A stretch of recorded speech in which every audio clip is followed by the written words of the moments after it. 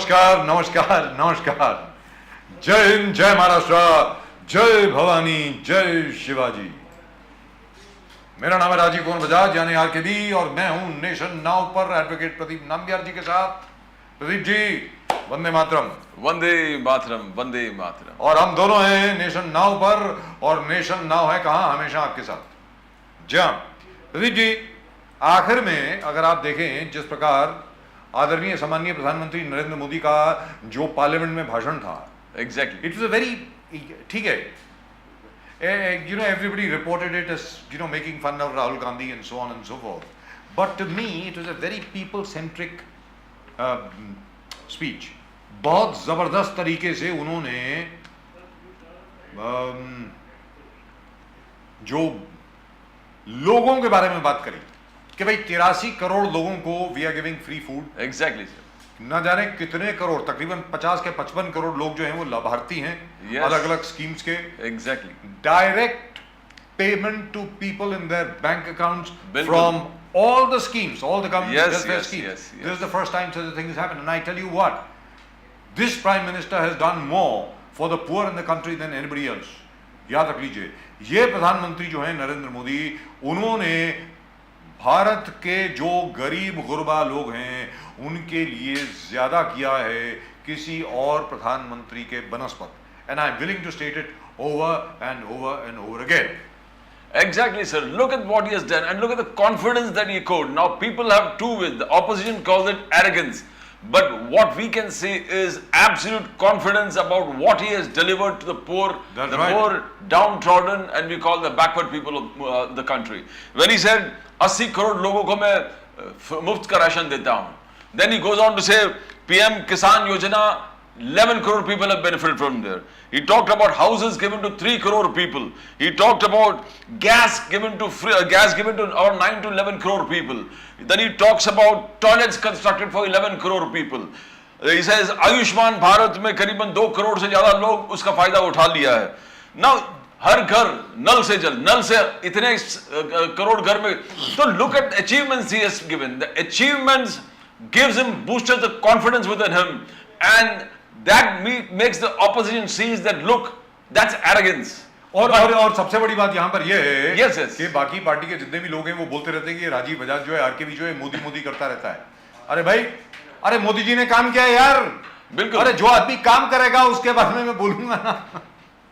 जैसे Sharad Pawar ji, when he was the youngest chief minister of Maharashtra, उन्होंने काम किया, इसमें कोई दो राय नहीं है, सीधी सादी बात है, उन्होंने काम किया भैया, तो हम बताएंगे, तारीफ करेंगे। अगर ममता बनर्जी जो हैं बंगाल में काम कर रही हैं तो उनके विषय में हम आपसे बात करेंगे ना। अगर भगवंत मान जी अच्छा काम करेंगे पंजाब में या बुरा काम करेंगे, वो अच्छाई भी बताएंगे, बुराई भी बताएंगे ना। My point is, I find this absolutely strange, but the fact remains that this prime minister, Mr. Modi, and by the way, let me tell you a private conversation that I had with him. But before we go across to that, I think we have Mr. Avdut Wagh of the Bharatiya Janata Party with us. Avdut Wagh जी, नमस्कार। नमस्कार नमस्कार राजीव जी। नमस्कार, RKB बोल रहा हूं मैं nation now से। नमस्कार नमस्कार सर। बहुत बहुत शुक्रिया आपका एक बार फिर हमारे साथ जुड़ने के लिए। एडवोकेट प्रदीप नाम्बियार जी भी मेरे साथ ही हैं। सर, मुझे अभी तक याद है मोदी जी तब मुख्यमंत्री हुआ करते थे गुजरात के, मेरी खुद की बात हुई थी उनसे और उन्होंने ये कहा था कि भाई मेरा केवल और केवल एक ही ऑब्जेक्टिव है कि हिंदुस्तान में कम से कम लोग बिलो द पॉवर्टी लाइन रह जाएं, और जो हमारी मिडिल क्लास है वो दुनिया की सबसे बड़ी मिडिल क्लास तो है ही अभी, लेकिन ऐसा हिंदुस्तान में देखना चाहता हूं जिसमें कोई भी गरीब ना रहे। And I think that is a huge thing. It is an absolutely huge thing, and he has shown that kind of commitment after becoming Prime Minister. Mr. Wagh. Sir sorry, बीच में एक टेलीफोन आया था जी, मैंने ये कहा कि प्रधानमंत्री जी ने जो कमिटमेंट दिखाई है प्रधानमंत्री बनने के बाद नरेंद्र मोदी जी ने, सबसे ज्यादा गरीब लोगों को लाभ पहुंचाने वाले ये प्रधानमंत्री हैं, इसमें कोई दो राय नहीं है। अब इसके बाद सामने वालों को मोदी जी को क्रिटिसाइज करने के लिए कुछ और ही ढूंढना पड़ेगा। वाघ साहब। You are absolutely right, go ahead. Gee, so that's what I wanted to know from you. Where does the BJP go from here? We have big ticket infrastructure projects, huge projects all over the place. Now, is your focus going to shift now totally on the poor people, or is the focus totally on infrastructure projects still? Mr. Wagh. नहीं, मुझे नहीं लगता है हमारे 2014 की नीति में जी और उसके पहले 1952 में भारतीय जनसंघ की जो स्थापना हुई जी। उसके नीति में और आज के नीति में कुछ अंतर है। जी Pandit Deendayal Upadhyay ji. has introduced Antyodaya correct to this nation, and since 2014, since Mr. Narendra Modi has come into the power, yes our central point is always the poor person. that's right तो अंत्योदय 1952 से चालू हुआ है, जी। वो खत्म होने वाली स्टोरी नहीं है। जी 2014 में सबका साथ सबका विश्वास जी एंड डेवलपमेंट की राजनीति, अपीजमेंट की नहीं, डेवलपमेंट की राजनीति, यही मुद्दा रखकर हम लोगों ने इलेक्शन लड़े। उसके पहले जो इलेक्शन लड़े जाते थे वो जाति के आधार पर, धर्म के आधार पर जी। और किसी आधार पर थे, but 2014 is the first election which was fought on विकास का मुद्दा, डेवलपमेंट का issue. So we are going in tandem with Antyodaya, that means helping the poorest of the poor and also the development. Unless we do the development, the government and the country cannot generate revenue, and we require revenue to feed and to help the poor people. that's right If the head of the family, he doesn't earn enough, then how he can feed the member of his family? जी If you see during COVID pandemic, जी 84 crore people जी were given free ration yes for 2 years continuously. correct So the poorest of the poor doesn't have to spread his arms and spread his palms in front of others for help. भीख मांगने की किसी के ऊपर नौबत नहीं आई, कुछ जी। मांगने की नौबत नहीं आई, और भूख से कोई मरा नहीं। जी If you see Ujala Yojana, ji. this Ujala Yojana is for the poor ladies जो मट्टी के चूल्हे पे काम कर रही थी, उनको एलपीजी सिलेंडर देने का काम किया।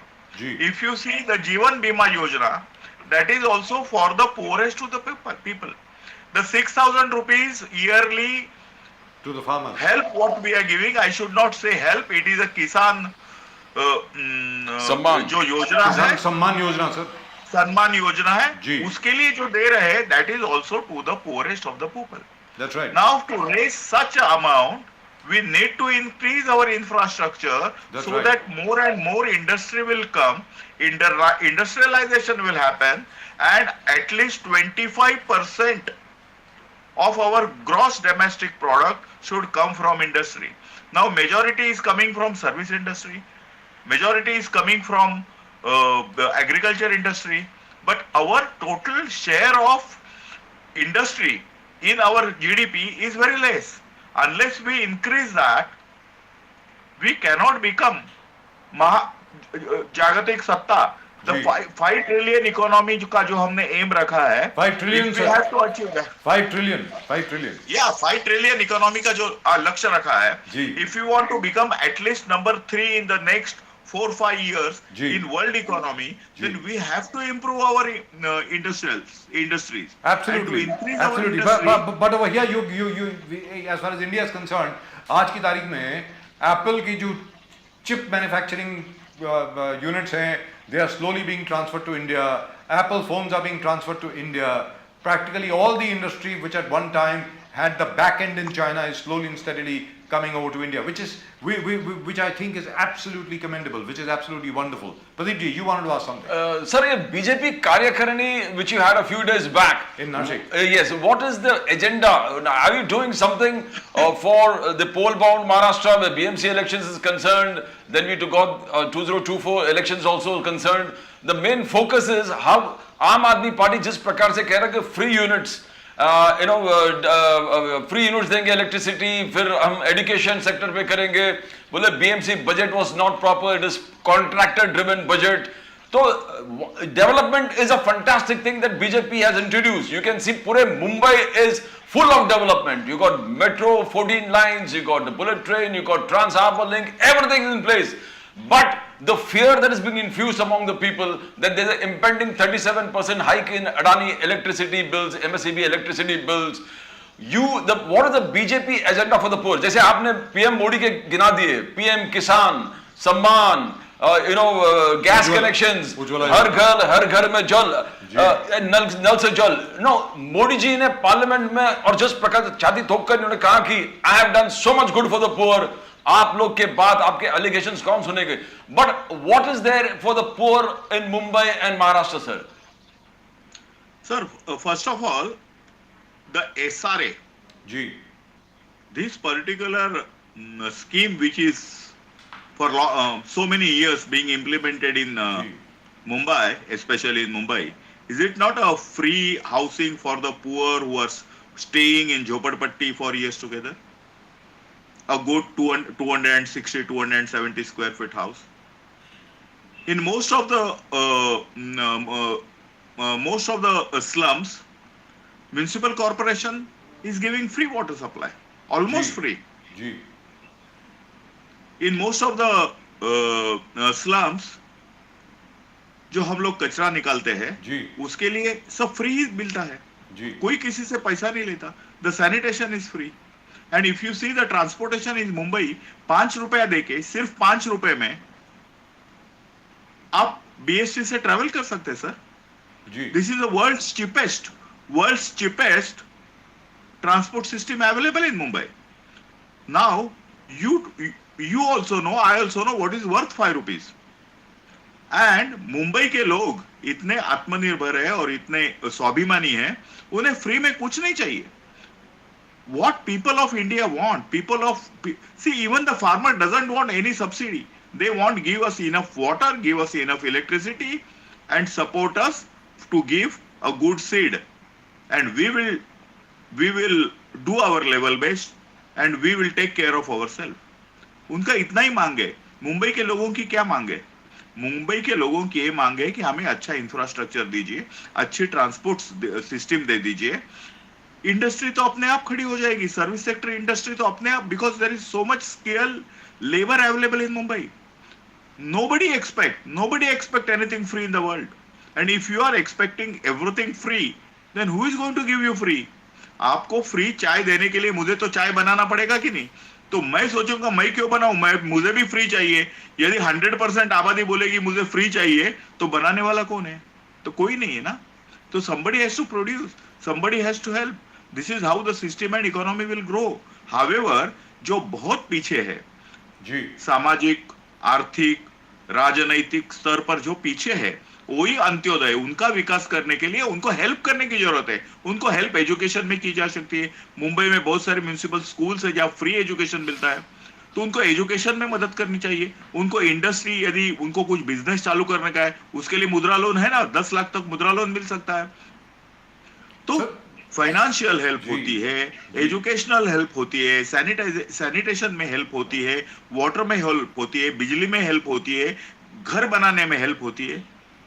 ये सब हेल्प मिल रहे लोगों को. लेकिन यहाँ पर सर एक चीज मैं आपसे पूछना चाह रहा हूँ, क्योंकि आपने अभी स्कूल्स की बात करी. बीएमसी स्कूल्स की जो हालत है वो देखते ही बनती है सर. इतनी हालत खराब है कि आपको अंदर जाने से डर लगेगा. वेरी फ्रैंकली स्पीकिंग, मेरा ये कहना है कि क्या बीजेपी के पास अभी कोई योजना है, सरासर बिल्कुल स्पेसिफिक प्लान है कि किस तरीके से स्कूल्स को, हॉस्पिटल्स को, और अभी जो आप नई स्कीम्स ला रहे हैं, आपला दवाखाना वाली जो स्कीम है, उसको इंटीग्रेट करके इस तरीके से पेश किया जाए कि सबका ज्यादा से ज्यादा फायदा हो? वाघ साहब. Sir, I am the product of municipal school. Yeah, you told me that last time also, sir. Yes, sir. Ghatkopar में मैं पढ़ा हूँ जी और मैंने बी मैकेनिकल किया विजिट से और एमबीए फाइनेंस किया जमनालाल बजाज से. जी सो म्यूनिसिपल स्कूल अपने आप में एक बहुत बड़ी संस्था है. सर, उस म्यूनिसिपल स्कूल और अभी के म्यूनिसिपल स्कूल में बहुत फर्क आ गया है सर. लेकिन मैं राजीव जी आज भी आपको लेके जाने के लिए तैयार हूँ और म्यूनिसिपल स्कूल्स बताने के लिए तैयार हूँ. जी. As far as infrastructure is concern, municipal schools are very good. Some of the municipal schools have got a better building than many of the private schools.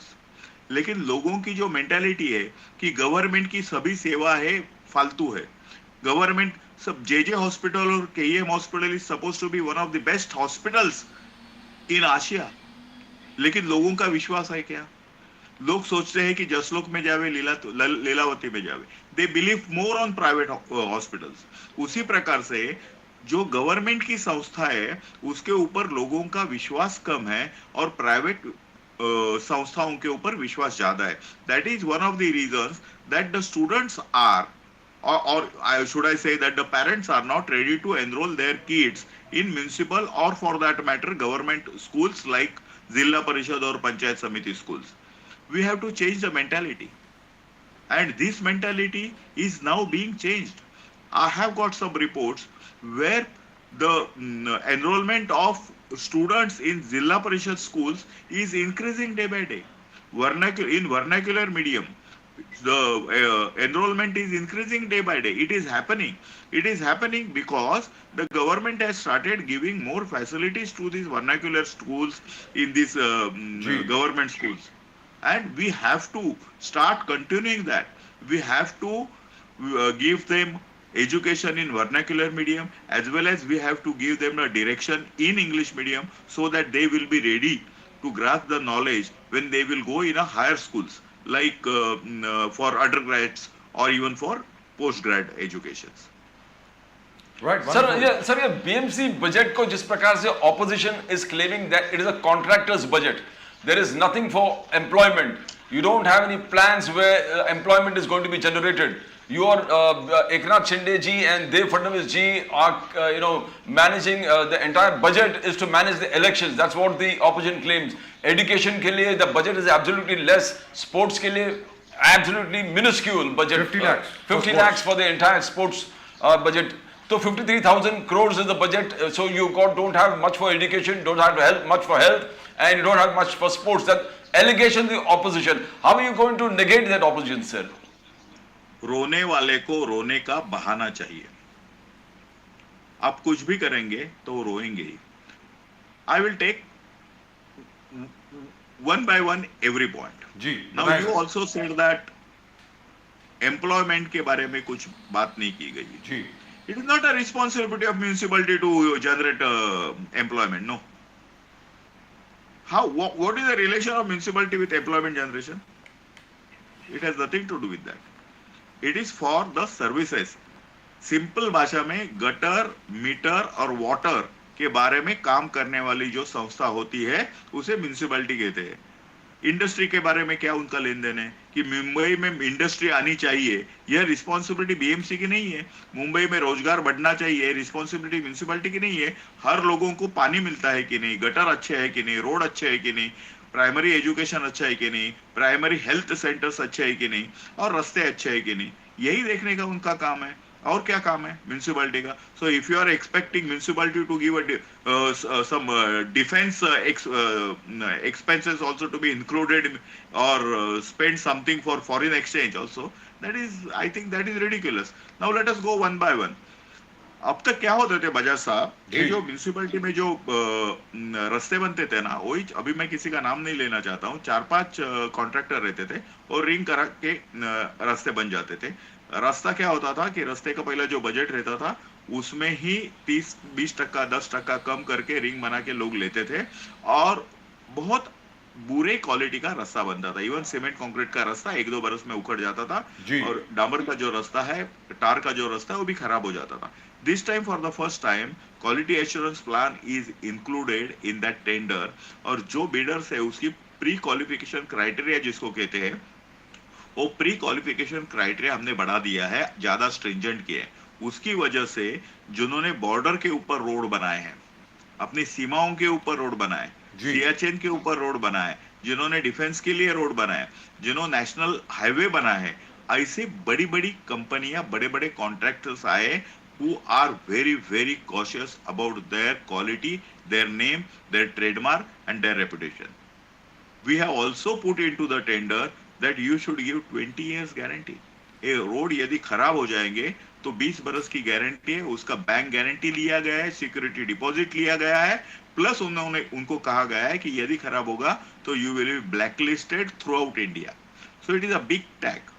तो अभी जो रोड बनेंगे आने वाले कल में, जो 6,600 करोड़ के रोड का टेंडर्स रिलीज कर दिया है, और ऑनरेबल प्राइम मिनिस्टर ने 19 तारीख को जो मीटिंग थी उसमें भी उसकी बात की है, वो रोड्स आप देखिए, and I guarantee you come से कम 25 बरस ये रोड खराब नहीं होंगे. अवधूत वाघ साहब, आपने जो कहा कि all these contractors if they fail to meet their commitments they will be black listed all throughout India. I hope that really happens, क्योंकि यहां पर हम लोगों ने देखा है contractors blacklisted by BMC are working for MMRDA. मतलब उसी शहर में वहीं पर बीएमसी की ब्लैकलिस्ट में कॉन्ट्रैक्टर है और एमएमआरडीए का सारा काम कर रहे हैं. सर बताएं. सर, ऐसा कोई कॉन्ट्रैक्टर होगा कि जिसको बीएमसी ने ब्लैकलिस्ट किया है और एमएमआरडीए में वो काम कर रहा है, वो कॉन्ट्रैक्टर का नाम मुझे दे दीजिए एक लेटर के साथ से. ये नियम है, ये कोई मेरे बनाया हुआ नहीं है.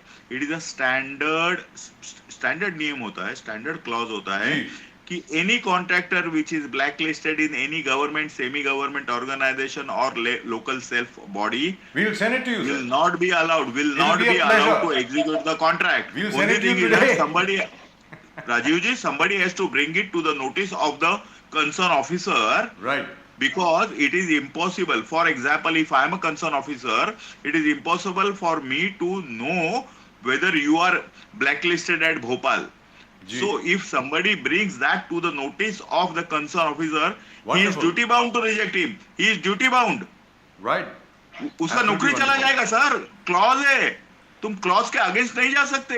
ब्लैक एंड व्हाइट में क्लॉज है. He has to do that. Wonderful. So my request is, हम लोगों ने सजग होना चाहिए. खाली बहस करके कुछ फायदा नहीं. डॉक्यूमेंट एविडेंस लेके वहां का जो ऑफिसर है उसको कॉपी देना चाहिए. And copy, I am saying, give that particular copy to the managing director or chairman of that organization and send that copy to PMO. Right. Send it to PMO, because there is a PMO complaint Section out there. website is in place. Just put that complaint and you see the result. क्योंकि Fantastic. सामने वाले को मालूम नहीं. Start complaining and you will get a result.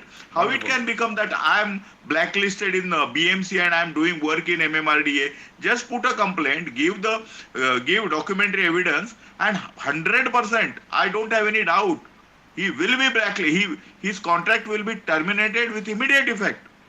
Waq sahab, recently Dev Fadnavis sahab has been continuously talking about one thing, that there was a conspiracy to get him arrested, the MVA, and it's not once, twice, thrice. He's been continuously repeating it, with the opposition saying that this continuous repetition is because probably his ratings are coming down, the public ratings कम हो रहा है, तो उनको उठाने के लिए फडणवीस साहब बार-बार बोल रहे कि मुझे अरेस्ट करने का प्लान किया था. Then he goes on, Fadnavis साहब का दूसरा allegation. Yes sir. Hello. And second is, I don't think Mr. Wagh heard your question. Could you repeat that?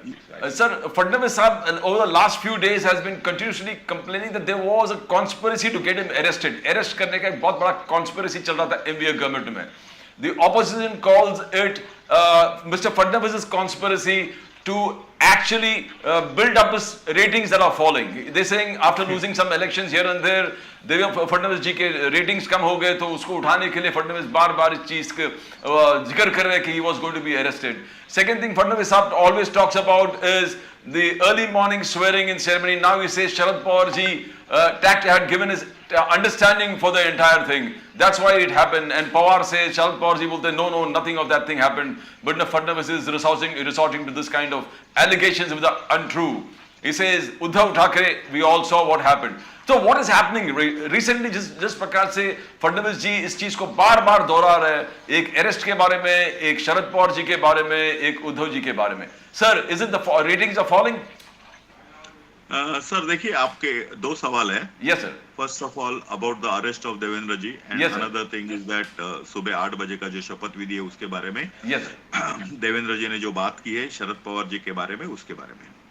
As far as the first part is concerned, it is not only Honorable Devendra ji, but even Prasad Lad, Praveen Darekar, Mohit Kamboj, all these people were under the radar of Maha Vikas Aghadi, and उनके पीछे किसी भी तरह का, तो किसी भी तरीके से उनको अंदर किया जाए, उस प्रकार की बातें हो रही थी.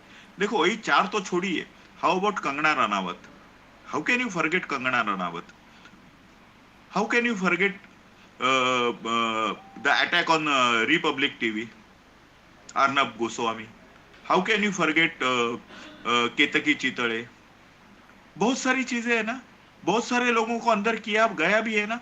केतकी चितड़े जो 25 बरस की एक छोटी सी लड़की है, उसका कुछ भी ये नहीं, उसने एक खाली व्हाट्सअप क्या मुझे लगता है ट्वीट होगा कुछ, वो खाली रिट्वीट किया है.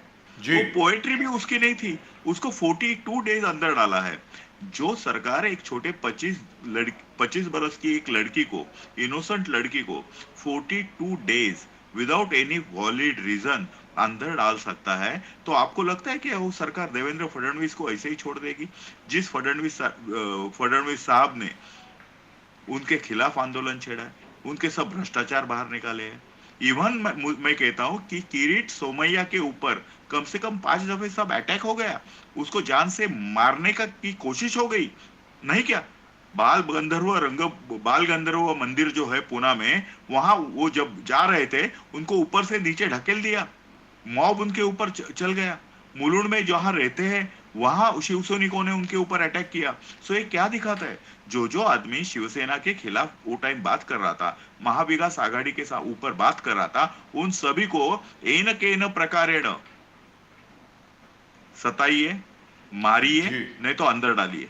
तो देवेंद्र जी ने जो आरोप किया है, देवेंद्र जी ऐसे स्टेचर के नेता है कि जो 5 बरस, इवन साहब शरद पवार कभी लगातार 5 बरस महाराष्ट्र के मुख्यमंत्री नहीं बन सके. He could not complete his term. He was never a minister for chief minister of Maharashtra for 5 continuous years. After long time, it is Devendra ji Fadnavis who has completed his term as the chief minister of Maharashtra for 5 continuous years. So the person of that particular stature, वो आदमी झूठा क्यों बोलेगा? Document है, और हमारे पास document है, right time पे निकालेंगे. संजय पांडे ने एक रिपोर्ट में इवन आशीष शेलार को फंसाने की बात की थी. आशीष शेलार जो हमारे मुंबई के अध्यक्ष है, वो टाइम के मिनिस्टर थे, आज के मुंबई के अध्यक्ष एमएलए है, देवेंद्र जी को फंसाने की बात की थी. किसी भी तरीके से देवेंद्र जी का नाम उस रिपोर्ट में आना चाहिए, इसके लिए खुद शिवसेना के सबसे बड़े नेता आग्रही थे, मातोश्री से आदेश निकल रहे थे. क्यों? ऐसा क्या गुनाह किया था देवेंद्र जी ने? लेकिन जब गुनाह ही नहीं किया तो इवन संजय पांडे कुछ नहीं कर सके. और इसके लिए देवेंद्र जी जो कह रहे हो सच है. अभी दूसरी जो बात की आपने, तो उसके लिए तो मुझे बहुत लंबा एक आंसर देना पड़ेगा. ये देवेंद्र जी ने जो बात की है सुबह के 8 बजे के शपथ विधि की, जो उन्होंने अजित पवार जी से के साथ ली है, उसके बारे में शरद पवार जी के ही एक नेता, महाराष्ट्र के अध्यक्ष जयंत पाटिल क्या बोले हैं? उन्होंने बोला है, उन्होंने शंका व्यक्त की है, और उन्होंने ये भी पूछा है कि शायद उस समय की जो राष्ट्रपति राजवट थी वो निकालने के लिए शरद पवार जी का इसके ऊपर भूमिका हो सकती है. उन्होंने खुद कहा है, Sharad Pawar could have stand in this particular incidents. So he himself said that when his own people are putting question mark on his stand, तो हमारी क्या गलती है? और यदि शरद पवार जी की 1978 से आपने यदि उनका चारित्र देखा, तो 1978 में वसंतदादा पाटिल के गवर्नमेंट में वो खुद मिनिस्टर थे जी. अपना ही गवर्नमेंट डिस्टेबलाइज करके वसंतदादा पाटिल को मुख्यमंत्री पद से हटा के खुद मुख्यमंत्री बने। अच्छा, मुख्यमंत्री खुद जो बने, किसको साथ लेके बने? वो टाइम के जनसंघ के लोगों को लेकर बने कि नहीं? बिल्कुल। वो टाइम उत्तमराव पाटिल जो जनसंघ के थे, हाशु आडवाणी जनसंघ के थे, हमारी प्रमिला टोपले जनसंघ की थी, सभी को मिनिस्टर में लेके बने कि नहीं? समाजवादी पार्टी के लोगों को, सदानंद वर्दे को लेके बने कि नहीं? तो जब उन्हें मुख्यमंत्री बनना था तो उनको जनसंघ भी चलता है, समाजवादी पार्टी भी चलती है, और मुख्यमंत्री बने। उन टाइम उनको आपके जैसे एक पत्रकार ने पूछा था कि आप क्या वापस जाएंगे काँग्रेस में? तब शरद पवार जी ने कहा था की मी भस्म लावून हिमालयात जाईन पण काँग्रेसमध्ये जाणार नाही। उन्होंने क्या किया था? मैं राजकीय संन्यास लूंगा लेकिन मैं वापस कांग्रेस में नहीं जाऊंगा। What happened in 1986? He Yes. came back into the power. He becomes the chief minister of Maharashtra with the help of Rajiv Gandhi. Right. और जब वो आ गए तब उन्होंने अपने सब लोगों को छोड़ दिया, वो अपने आप आ गए। उनके साथ जो सुंदरराव सोलंकी वगैरह थे, उन्होंने मना किया, वो बोला नहीं, on a fundamental ground we can not come back to Congress. उन्होंने कहा आप जहां रहना है तो रहिए, मेरे साथ नहीं आना तो मत आइए, मैं चला। और वो खुद अपने फायदे के लिए आ गए। This happened in 1986। What happened in 1999? Yes. In 1999 क्या हुआ? जब उनको प्राइम मिनिस्टर का कैंडिडेट नहीं बनाया गया तो उन्होंने सोनिया गांधी से अलग हो गए। जब वो 1999 में अलग हो गए, 3 महीने में सोनिया गांधी के साथ बैठ के महाराष्ट्र में गवर्नमेंट फॉर्म की।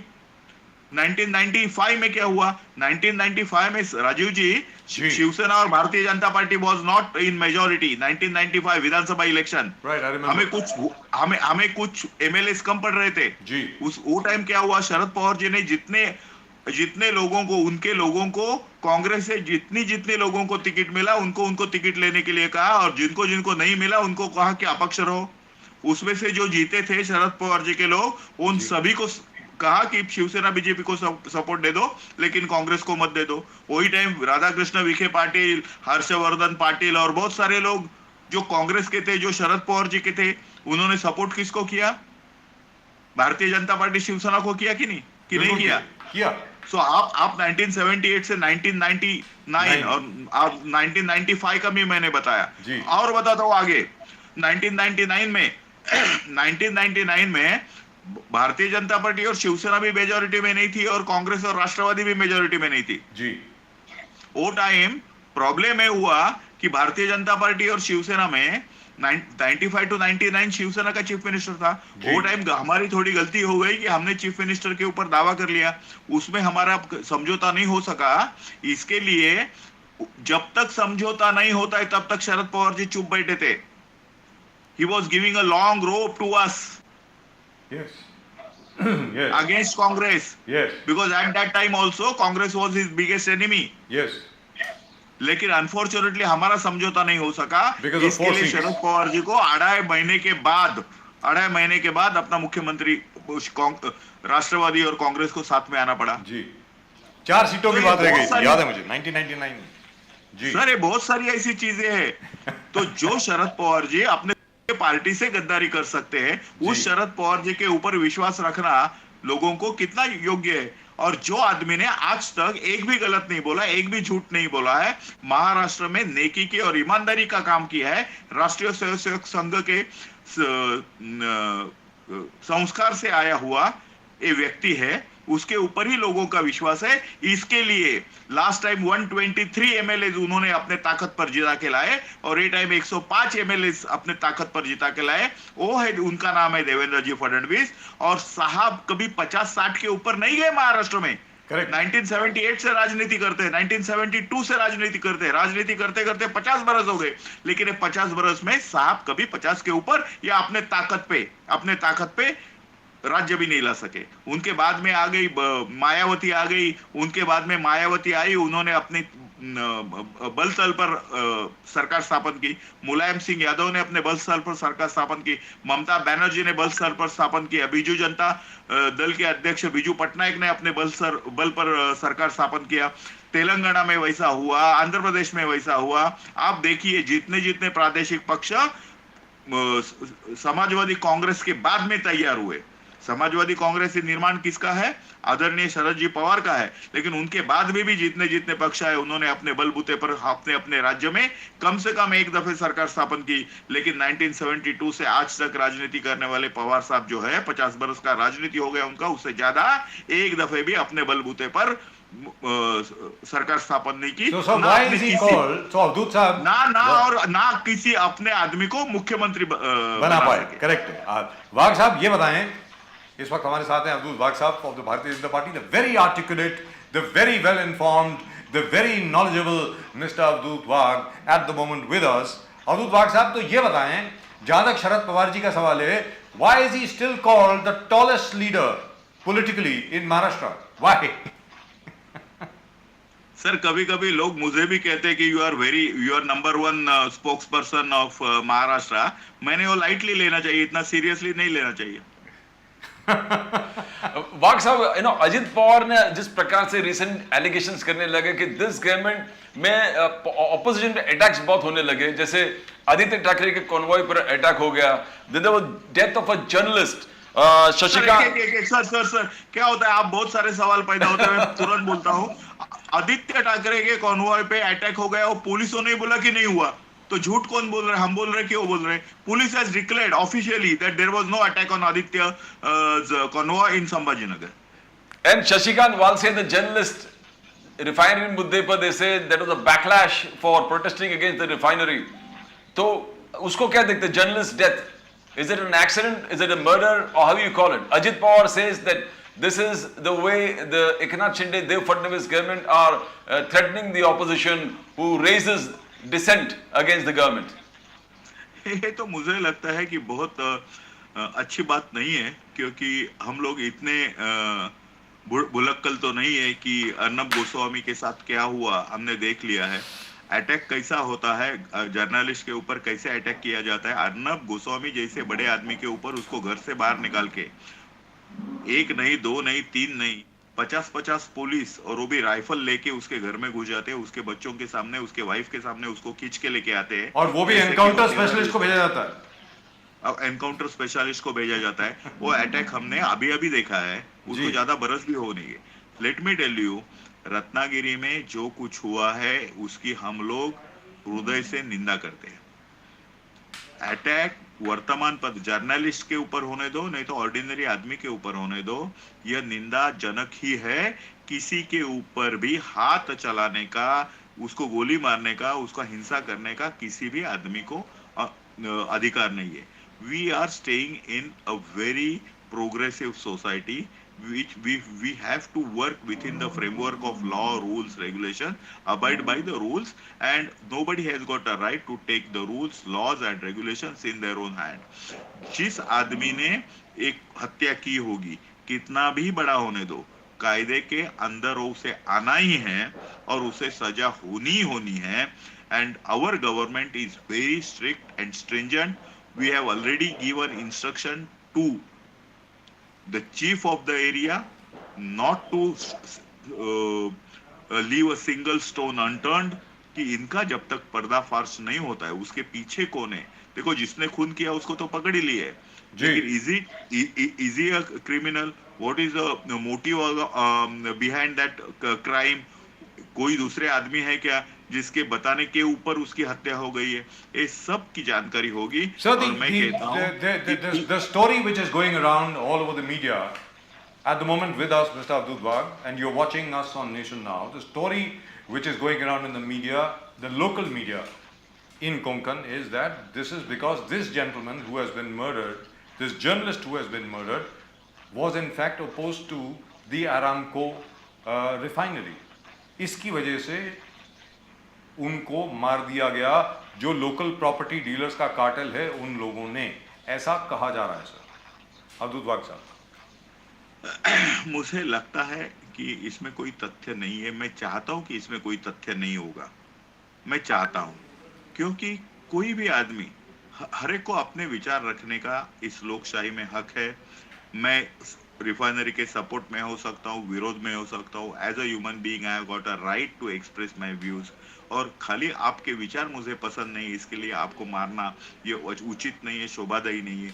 जो कुछ बहुत सारी स्प्रेड्स हो रही है रूमर्स, हम भी कुछ रूमर्स सुनते हैं, हम जी. भी कुछ इसके बारे में अलग चीजें भी हम लोग सुन रहे हैं. जी. लेकिन मुझे आज पब्लिक प्लेटफॉर्म पे में इसके बारे में कुछ बोलना नहीं है. इसका कारण ऐसा है कि मैं यदि कुछ अभी बोल दूं तो वो जो इन्वेस्टिगेशन चालू है वो डिस्टर्ब हो जाएगा. I don't want that. At right time I can assure you Rajiv ji, the right thing will come out and I am Wonderful. Sure, I am 100% sure. I am so relieved to hear that, sir.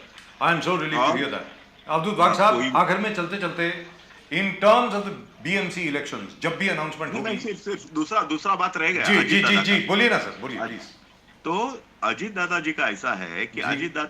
Ajit Dada Pawar ने भी शपथ ली थी 8 बजे. जी ली थी. देवेंद्र जी का कहना ऐसा है कि ये शरद पवार जी को मालूम था. जी. अभी लोग कहते हैं कि शरद पवार जी का नाम ऐसा ही देवेंद्र जी ने बताया. मैं यही कहना चाहता हूं राजीव जी, ऐसा एक भी आदमी है क्या राष्ट्रवादी कांग्रेस में जो शरद पवार को बिना पूछे कोई निर्णय ले सकता है, इतना बड़ा निर्णय ले सकता है, और शरद पवार के मन के खिलाफ कोई ले सकता है? अजीत दादा की हिम्मत है तो अजीत दादा ने बोल के दिखाइए. मेरे चैलेंज है आपके थ्रू, चैलेंज है कि अजीत दादा पवार ने बोल के दिखाइए कि as I have taken a decision against the will of Sharad Pawar. Without informing उन्होंने हिम. बता विदाउट इन्फॉर्मिंग हिम. उन्होंने बोलने दो, उन्होंने ये बताने दो कि as I am a person who is taking decision against Sharad Pawar's will. जी. उन्होंने बताने दो कि मैं एक ऐसा आदमी हूं कि जो शरद पवार को पूछता नहीं, शरद पवार को मानता नहीं, और शरद पवार के बिना पूछे मैं निर्णय लेता हूं. अजीत पवार ने मैं मानता हूं ना, अजीत पवार ने ऐसा कहने दो. मिस्टर अजीत पवार इज यदि वो क्वाइट. नहीं कहता है, अजीत पवार यदि वो जी. नहीं कहता है तो उसको कंसेंट है. तो देखो भैया, जैसा हम लोग कहते हैं कि प्रभु रामचंद्र की इच्छा के विरुद्ध जी. इस दुनिया की का एक पत्ता भी नहीं हिलता, उसी प्रकार राष्ट्रवादी कांग्रेस पार्टी में शरद पवार जी के अनुमति के सिवा एक ग्राम पंचायत के पंचायत का सभासद का टिकट भी नहीं मिलता. सो इतनी closely held private limited party है जी. जिसके 100% शेयर शरद पवार साहब के पास है. तो ऐसा कौन आदमी है जो शरद पवार के पार्टी में रह के शरद पवार के इच्छा के विरुद्ध इतना बड़ा निर्णय ले सकता है? Is it a small game? Is it a small thing? Right. Absolutely. I don't disagree with you.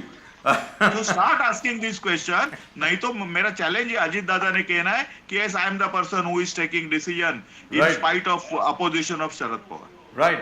Or by not even informing Mr. Pawar. In fact, Mr. Pawar has said something completely different.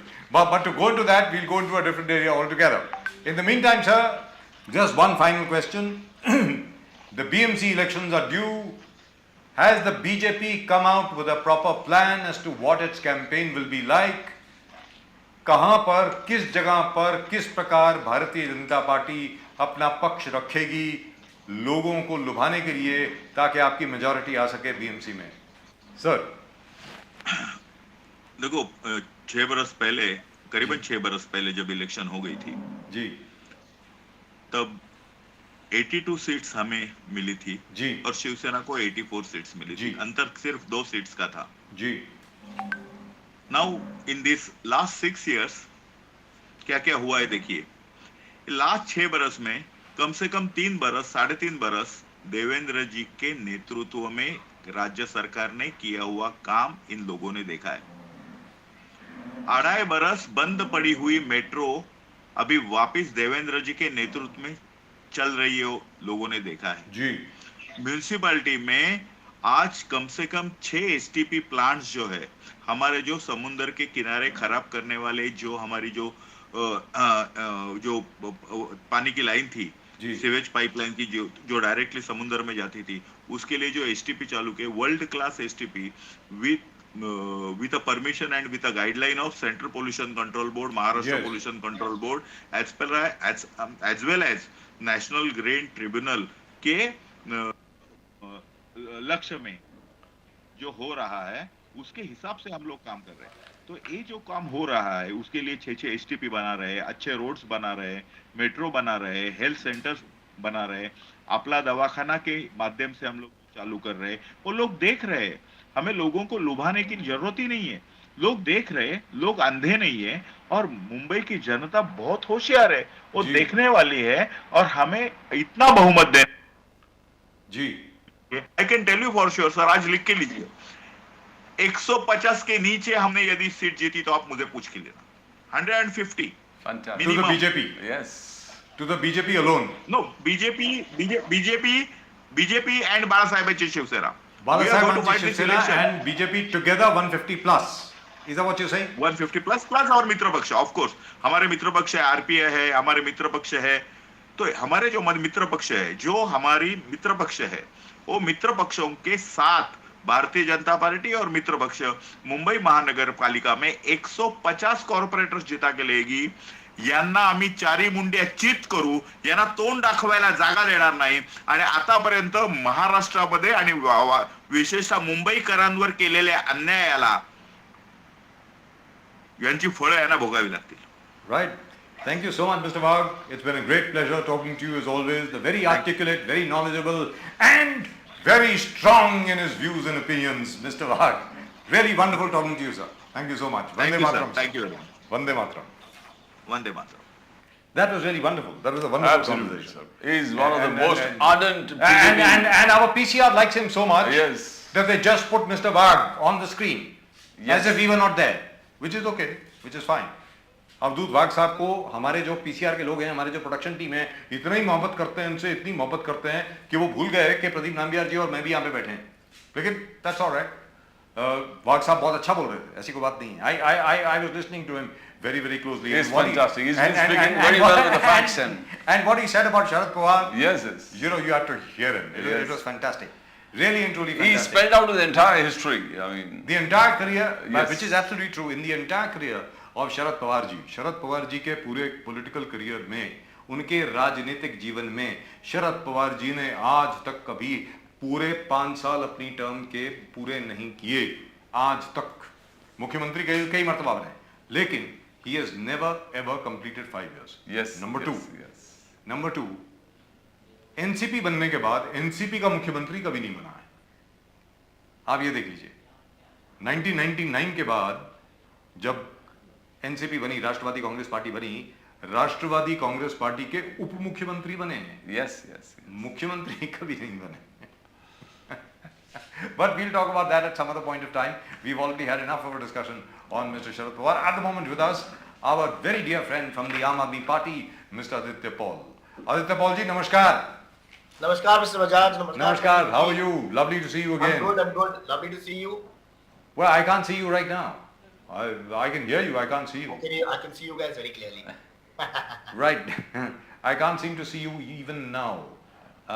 Some frame issue, as they say, technical problem. I think there are only technical problems today. I don't know what's But happening. Aam Aadmi Party has been doing fantastic, sir, touching the grassroots, touching But I the tell you people, what, touching the poor and But downtrodden. that's exactly what I was trying Yes. to ask Mr. Avdut Wagh, very Yes. senior man from the BJP, that there are only effectively at the moment in the whole of India, there are only 2 parties which have proper developmental models. One is the BJP, the other one is the Aam Aadmi Party. आम Aadmi party का एक विकल्प है, उनका एक विकल्प आर्थिक model है जिसके तहत वो चलते हैं, और अब तक दिल्ली और पंजाब ने उनको अपना समर्थन दिया है, और गुजरात में भी to get from 0 to 5 is not bad at all. Right, we Fantastic. can see. We can see Mr. Paul. Now, Mr. Paul, welcome to the show. Aditya Paul ji, welcome to the show. Thank you for having me. नमस्कार, Vande Mataram sir. Vande Mataram. Aditya Paul ji, Aam Aadmi party के sir, आपसे ये सवाल मैं पूछना चाह रहा हूं, वो पता नहीं आप जवाब दे पाएंगे कि नहीं दे पाएंगे, मुझे मालूम नहीं है. दिल्ली में और पंजाब में अगर आम आदमी पार्टी का एनालिसिस किया जाए, विश्लेषण किया जाए आपके वोट का, तो आपको सबसे ज्यादा महिला वोट मिला है. दिल्ली और पंजाब की महिलाओं ने आपको जितवाया है. लिहाजा आम आदमी पार्टी की जो अपील है वो महिलाओं में बहुत ज्यादा है. तो मुंबई शहर में आप लोग, how are you going to get और गाना the female vote, the women vote, because that seems to have helped you win in Delhi and in Punjab, Mr. Paul. So, a small clarification on this. Yes, women have supported us wholeheartedly. Yes. And this has been for many reasons. Because I think when we look at the house, it is a woman who is the backbone of every household. Yes. It is her who has to take care of her children's education. It is her who has to take care of the senior citizens who are at home. Gee. Well, whether they are or when they are around. It's her who manages the accounts of the house, sees and makes sure that to stretch a penny. It is her who, along with taking care of her family, many times also works, and this is something which you will find a very it's a very common thing across Mumbai, across all economic stratas, and many other cities. It's isolated to certain stratas. Everyone every woman. So from what's some there for city the for right the work, women voters of Mumbai? works and takes care of her family. Now, So why Mr. this Paul, what important? about the women voters of Mumbai? What are you giving them? What are you offering them? Absolutely. So why the women voters of Mumbai and why the women voters of this country are supporting us is because they know that if we give free education, if we give free healthcare, if we give free bus rides to women, if we give door-to-door ration delivery, and Which scheme has been stopped, by the way, by the LG? it's going to happen in Punjab. That's all right. There are different structures in Yes. which in how different bodies are structured. Let's not get involved into the nitty-gritties of that. The fact of the matter is when women see these schemes, they know that these are schemes and free electricity and free water. Sorry, I missed that. We've got so many schemes. Sometimes you miss out on some of them. So these women know that these schemes are going to give them real savings in the house, allow them to stretch the penny, and allow them to plan the future of the next generation, plan the future of their family. And it's been internationally been seen and studied that when women are much more comfortable financially, that is when families actually start systematically moving out of illiteracy, moving out of poverty, and moving into a better state economically. So And what are we that's why looking the at? women Hang on a of minute. Mumbai Hang are on a standing minute. with us. So what are we looking at? We're back to the same old thing again. Free electricity, 0 to 200 units. Free travel for women. You got free medical care, that is health, mohalla clinics and hospitals, and great education for kids, which is also free. And plus, Punjab में आपने वजीफा भी दिया है औरतों को 1500 रुपए कुछ आप दे रहे हैं. Absolutely, absolutely. Women, at least one girl in the family above the age of 18 will get that amount of money. Are you going to do that in Mumbai as well? Is that being So planned we for will have to Mumbai? study we will have to study what is the correct approach, the correct plan. But these are things which are all part of Aam Aadmi Party's agenda Gee. to give and support women. For example, amount which has been given in Punjab would not probably fly in Mumbai. Yes. But let me tell you this: the BMC is the richest municipality in the world. It can afford to inculcate any direct transfer scheme it wants in this country. That's not really true, but anyway, we let that pass. The richest municipality is Tokyo, but let's not get into that. But yes. But it's rich. It is very rich. Oh God, it's really and truly rich. But I tell you what, Pradeep, if Pradeep ji, if these guys actually do even half of what they've promised to do, they'll be difficult to beat. But sir, Prime Minister Modi, when he talked in the Parliament, Yes. I mean, जो गरीब से गरीब लोग हैं, they were totally, bowled over. Just confidence से छाती पीट कर उन्होंने कहा, look at me, PM Kisan, 11 crore, houses 3 crore को दे दिए, गैस कनेक्शन फ्री 9 करोड़ को दे दिए, टॉयलेट्स 11 करोड़ को हमने बना के दिए, आयुष्मान 2 करोड़ लोग इसका बेनिफिट ले लिए, हर घर जल से नल, नल से जल, नल से जल. So, how are you going to beat up Aditya? कैसे beat करोगे? Look at the confidence of the Prime Minister. Absolutely. He can make his statements. He can make his claims. But let's look at this right down at the grassroots level of Mumbai. All right. I believe the last time I was here, I did mention this. During Devendra Fadnavis's last government, he declared Maharashtra open defecation free. We all know that's not true. So let's talk about. So when we talk about safety and importance, that's one point where we are lagging behind other states. We need to bring this ahead. We need to do this, and BMC has the power to do this. When we are talking about savings, sure, you've done certain set of schemes, but the schemes have to be applied for. The schemes are Ayushman Bharat once again is an insurance scheme. What we are promising the women of Mumbai is the moment you enter a clinic, right to the moment you get out, from the medicines, from the doctor, it's all free. There's nothing to be filled. There's no forms. There is no first you pay and you get refunded. And what you would see also is we've now opened Mahila Mohalla clinics, because it's very important that we have clinics that are specifically catering to women for their problems, because they feel comfortable maybe perhaps in those specialized clinics. It's important for them to go there.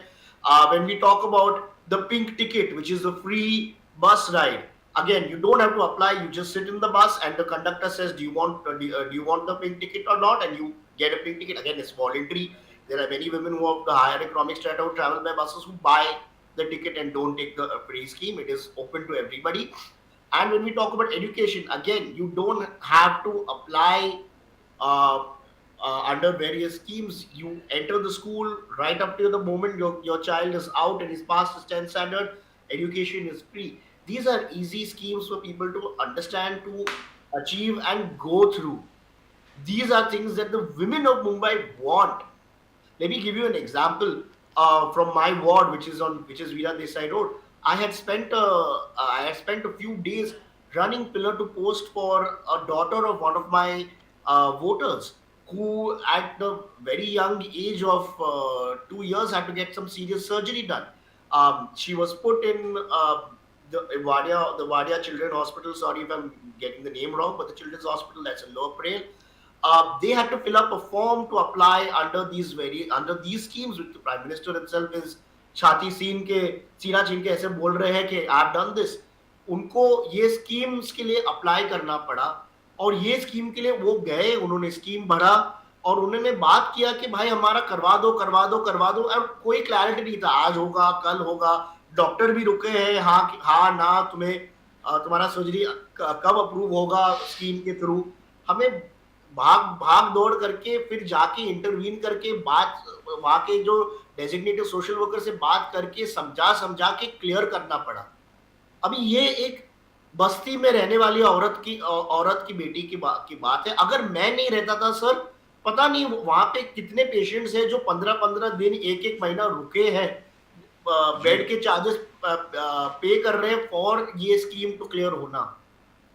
लोगों को schemes तो पता है, लोगों schemes appreciate करते हैं, but लोगों की क्या जरूरत है कि जैसे वो अस्पताल में एंटर करे, उनकी बेटी को लेके जाए, तो राइट फ्रॉम एडमिशन से लेके पूरा सर्जरी, पूरा उनका मेडिसिन, पूरा उनका डिस्चार्ज, पूरा क्लियर फ्री ऑफ कॉस्ट हो जाए. उनको लाइन में नहीं खड़ा होना. इट इज वो बहुत ही बुरा लगता है अगर आप किसी गरीब महिला को देखोगे कहीं बाहर खड़ी है, बात कर रही है, बोल रही है कि प्लीज हमारा पास करवा दो. So that does not prevail in Delhi. Is that what you're saying? एक मिनट आदित्य पॉल जी, आप ये कहना चाह रहे हैं कि ये स्थिति जो है वो दिल्ली में नहीं है और पंजाब में नहीं है? नहीं है, बिल्कुल नहीं है सर, बिल्कुल नहीं है. We'll hold you to that. Delhi में तो 100% नहीं है, because we've been in, हमारे तो 6 साल से हम दिल्ली में हैं. ये बिल्कुल नहीं है दिल्ली में. आप जैसे एंट्री करोगे, और अगर बाय चांस ऐसा हो गया कि शायद से डॉक्टर अवेलेबल नहीं है, सर्जन अवेलेबल नहीं है, या इक्विपमेंट अवेलेबल नहीं है, तो वो गवर्नमेंट हॉस्पिटल आपको एक प्रिस्क्रिप्शन लिख के देता है कि आप प्राइवेट हॉस्पिटल में लेके जाओ और प्राइवेट हॉस्पिटल से फ्री ऑफ कॉस्ट करवा दो. और ये चाहिए हमें मुंबई के औरत को, ये चाहिए. यहां पर एक चीज पूछना चाहूंगा आपसे Aditya Paul ji, and then I think Pradeep ji wants to come in. अभी तक क्या हुआ है साहब, आप जहां पर भी जीते हैं वहां पर आपने कांग्रेस को हराया. सीधी सादी बात है. दिल्ली में आप सबसे पहली मर्तबा जब जीत के आए, शीला दीक्षित जी की सरकार थी, शीला दीक्षित जी लॉस्ट, आप लोग आ गए, कांग्रेस के सपोर्ट से आए, और उसके बाद आपकी सरकार बनती रही, 3 मर्तबा आपकी सरकार बन चुकी है। पंजाब में भी आपने कांग्रेस की सरकार को हराया है। मुंबई शहर में साहब, यहां पर शिवसेना भारतीय जनता पार्टी का बोलबाला है बीएमसी में। आज तक आप जहां पर भी बीजेपी के सामने गए हैं, वहां पर आपकी दाल ज्यादा नहीं गली है। हर स्टेट में आप देख लीजिए, भले वो गोवा हो, भले वो उत्तराखंड हो, भले वो हिमाचल प्रदेश में तो खैर कांग्रेस जीत गई है। तो इस बार क्या आप अलग कर रहे हैं कि आप बीजेपी और शिवसेना को मतलब हराने की सोच रहे हैं यहां मुंबई में? आदित्य पॉल जी। पहले तो मैं एक चीज बोलना चाहता हूं कि शायद से अगर आप तकनीकी दौर पे देखें तो शीला दीक्षित को हमने हराया जी, और हमने फिर हमारा सरकार बनाया वहां जी, दुरुस्त और बात। अगर आप देखोगे और मैं आपको कोट करना चाहता हूँ, बीजेपी के जो वोटर्स और सपोर्टर्स और वॉलंटियर्स थे, जब शीला दीक्षित हार गई थी, उन्होंने बोला अरे आम आदमी पार्टी ने हमारा वोट काटा, बीजेपी की सरकार बनने वाली थी। और जब दूसरी बार जब इलेक्शन हुई, हमने दोनों पार्टी को साफ कर दिया पूरी तरह से। उसके बाद बीजेपी वापस से बड़े तय दौर से मतलब फाइट करते ही गई, बहुत स्ट्रांग फाइट करते गई।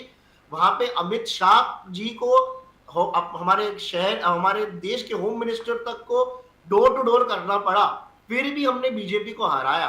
वो पहले इलेक्शन की जो विक्ट्री के बाद कांग्रेस दिल्ली में नॉन एग्जिस्टेंट थी और फाइट दिल्ली में जो हो रही थी वो सिर्फ बीजेपी और आम आदमी पार्टी के बीच में हो रही थी। और सेम यही हालात है अगर आप मुंबई में देखो। कांग्रेस एक नॉन एंटिटी है मुंबई के पॉलिटिक्स में। आपको मैं कांग्रेस के कई एग्जांपल देता हूं। 2017 में जब रीडिस्ट्रीब्यूशन हो गए थे वार्ड्स के, फिर इलेक्शन हुआ, तब आई बिलीव बीजेपी को 82 सीट्स मिले थे, शिवसेना को 84 सीट्स मिले थे, बट कांग्रेस 50 सीट से लेके 20 सीट तक पहुंच गई। Now, Congress got over 30. They got 34 seats. Yeah. Exactly. Ji. They lost 20 seats. My bad. वो 20 सीट हार गई, उनके 20 सीट कम हो गए। तो अभी जब वापस से 227 हो गया 236 से, मैंने सोचा शायद से एक ऑपोजिशन पार्टी के होने के नाता कांग्रेस भी बोलती थी कि यार क्या हो रहा है, हर बार बदल रहा है सरकार के ऊपर। पर नहीं, कांग्रेस के जो मुंबई के जो लीडर है मिलिंद देवरा, वो बहुत ही खुश थे। उन्होंने ट्वीट किया, वेरी गुड, हमारा अर्जी माना गया, 227 पे वापस आए। कांग्रेस की मुंबई लीडरशिप ही खुश है कि वो वही डिलिमिटेशन जहां पे उनके इतने सीट्स हार गए थे वो वापस आए, क्योंकि कांग्रेस को खुद पता है कि मुंबई में उनका कुछ होने नहीं वाला है। तो मुंबई में टक्कर अगर होगी तो बीजेपी और आम आदमी पार्टी के बीच में होगी। और ये चीज वेरी क्लियर है, क्योंकि बीजेपी के खुद के वोटर्स जो नाखुश है बीजेपी के साथ, बहुत सारे बीजेपी के वोटर नाखुश है बहुत सारे रीजंस के लिए, और वो लोग एक ऑल्टरनेटिव के लिए ढूंढ रहे हैं। वो महंगाई से तंग है, वो बैड एजुकेशन से तंग है, बैड रोड से तंग है, वो फ्लडिंग से तंग है। और वो लोग ये चीज जानते हैं कि सिर्फ शिवसेना नहीं चलाती है बीएमसी, इतने सालों से बीजेपी और शिवसेना साथ में चला रहे थे। तो जब हमारी वर्स्ट टाइम थी मुंबई में बीएमसी में, तब ये दोनों पार्टी थे। इसीलिए बीजेपी के वोटर्स लास्ट टाइम शायद से किसी कोई और नहीं था, इसलिए उन्होंने बीजेपी के लिए वोट किया। बट इस बारी वो आम आदमी पार्टी के लिए वोट करेंगे, क्योंकि Mumbaikar is looking for a different solution. Aditya Paul ji, you can't just sideline the Congress, because जिस प्रकार राजस्थान में गहलोत जी ने फ्रीबीज का लहर कहर उन्होंने पूरे डाल दिया। राजस्थान नहीं है, मुंबई है। कांग्रेस ने अपने आप को ही साइडलाइन करवा दिया। No, जो you know they might surprise you. Congress will come out with the same kind of freebies जैसे राजस्थान में गहलोत साहब ने किया। वुमन के लिए 50% ट्रांसपोर्टेशन फ्री, 100 यूनिट फ्री, उन्होंने 25,000 के 30,000 महिला गर्ल्स जो स्टूडेंट्स है, गर्ल्स स्टूडेंट है, उनको स्कूटी भी देने का वादा किया है। तो you can't write off the Congress. They are coming with the same kind of freebies that you want. If it happened in Rajasthan, you might have a surprise where Bhai Jagtap and everybody comes out with a fantastic scheme where you got the unit free, पानी free. In fact Gujarat में भी मल्लिकार्जुन खड़गे ने ये सब declare किया था कि मैं ये फ्री दे रहा हूं, मैं वो फ्री दे रहा हूं, ये फ्री उधर। Somehow it didn't catch up. I mean, but Mumbai is going to be a surprise. Congress is going to surprise you. And if both the freebies are same, what the Aam Aadmi Party is doing and what the Congress is giving is same, what is the choice of the people? What do you think? What is going to happen then? Because the same experiment of Rajasthan can be incorporated in Mumbai elections. Aditya ji. बहुत ही बढ़िया सवाल है sir, बहुत ही बढ़िया सवाल है। और ये चीज आपको मैं बोलता हूँ, मुंबई के वोटर्स जो है, अगर उनके सामने कांग्रेस ने कुछ बोला, पहले तो ये मैं फ्रीबी शब्द में बिलीव नहीं करता हूँ। ये हमारे जो टैक्स और फीस है, ये हम लोगों को वापस कर रहे हैं, ये लोगों में इन्वेस्टमेंट हो रहा है। हम टैक्स इसलिए पे करते हैं ताकि हमारी गवर्नमेंट हमें सर्विसेज देती है, और ये सर्विसेज है जो गवर्नमेंट की है, जो देना चाहिए। अभी आप बोल रहे हो कि अगर शायद से कांग्रेस ने बोला हम एक्स स्कीम देंगे, हम विमेन के लिए ये स्कीम करेंगे, हम पावर को चीप करेंगे, और आम आदमी पार्टी भी ये चीज बोलेगी। बट सर, अगर आप क्लियरली देखोगे तो लोगों को पता है कि ये स्कीम्स को सक्सेसफुल रखा है सिर्फ आम आदमी पार्टी ने। ये बदलाव सिर्फ आम आदमी पार्टी ने लाया है, और ये लोग देख के ये जानेंगे कि अगर कोई ओरिजिनल है हमारे पास, तो क्यों हम नकली माल के पास जाए, क्यों हम कॉपी कैट के पास जाए। But I'll tell you what, Aditya Paul ji, मैं कांग्रेस के नेताओं को ये बोलना चाहता हूं कि नकल करना बहुत ही आसान है, पर प्लीज ध्यान रखिए, नकल करने में भी अकल लगता है sir. Aditya Paul ji, the Congress has a huge cadre all over Mumbai. The Congress has a huge organization all over Mumbai. मैं मानता हूँ सर, मैं मानता हूँ, दिल्ली में आपने शीला दीक्षित जी को हराया। शीला दीक्षित जी आपके आने के पहले, शीला दीक्षित जी भी 3 बार जीत चुकी थीं। 15 साल तक वो भी चीफ मिनिस्टर रही हैं। अरविंद केजरीवाल जी ने शीला दीक्षित जी का रिकॉर्ड इक्वल किया है, अभी तोड़ा नहीं है, याद रख लीजिए। तो मुंबई शहर में Congress has been around for a long time. My point is, अभी हाल ही में जो बात हुई थी 37% इलेक्ट्रिसिटी हाइक की, उसको लेकर के आप लोगों ने अभियान चलाया, and we are very proud of you for doing it, कि भाई आप जो हैं ऑब्जेक्शंस भेजिए MERC को, that the discoms, the electricity distribution companies should not be allowed to increase the electricity rates by 37%, but the response has been terrible. Hardly anybody has sent in their objections. मेरा ये कहना है कि अगर इसके ऊपर आप इतने लोगों को अपने साथ नहीं ला पाए, तो आप चुनाव कैसे जीतेंगे? आदित्य पॉल जी। सर, इसमें 2 चीजें, I answer both the questions अलग अलग। पहले मैं आपका दूसरा सवाल को आंसर करता हूं, जो आपने मुझे बोला कि ऑब्जेक्शंस और सब। लोग जो ऑब्जेक्शन भेजते हैं और लोग जो पढ़ते हैं और अंदर उसको ऑब्जॉर्व करते हैं, वो अलग होते हैं। बहुत सारे टाइम लोग जो है वो ये देखते हैं कि चलो इन्होंने एटलीस्ट कुछ बात किया है, हमारे दिल की बात, हमारे पॉकेट की बात के ऊपर उन्होंने बात किया है, जो हमारे पॉकेट को जला रही है। और लोग सब जानते हैं, लोगों की विश्वास उड़ गई है इस सरकार से, और इसलिए लोग हमें वोट करेंगे। और दूसरी आपकी पहली जो सवाल थी कि Congress has a big cadre base, Mumbai में कांग्रेस की बहुत बड़ी कैडर बेस है।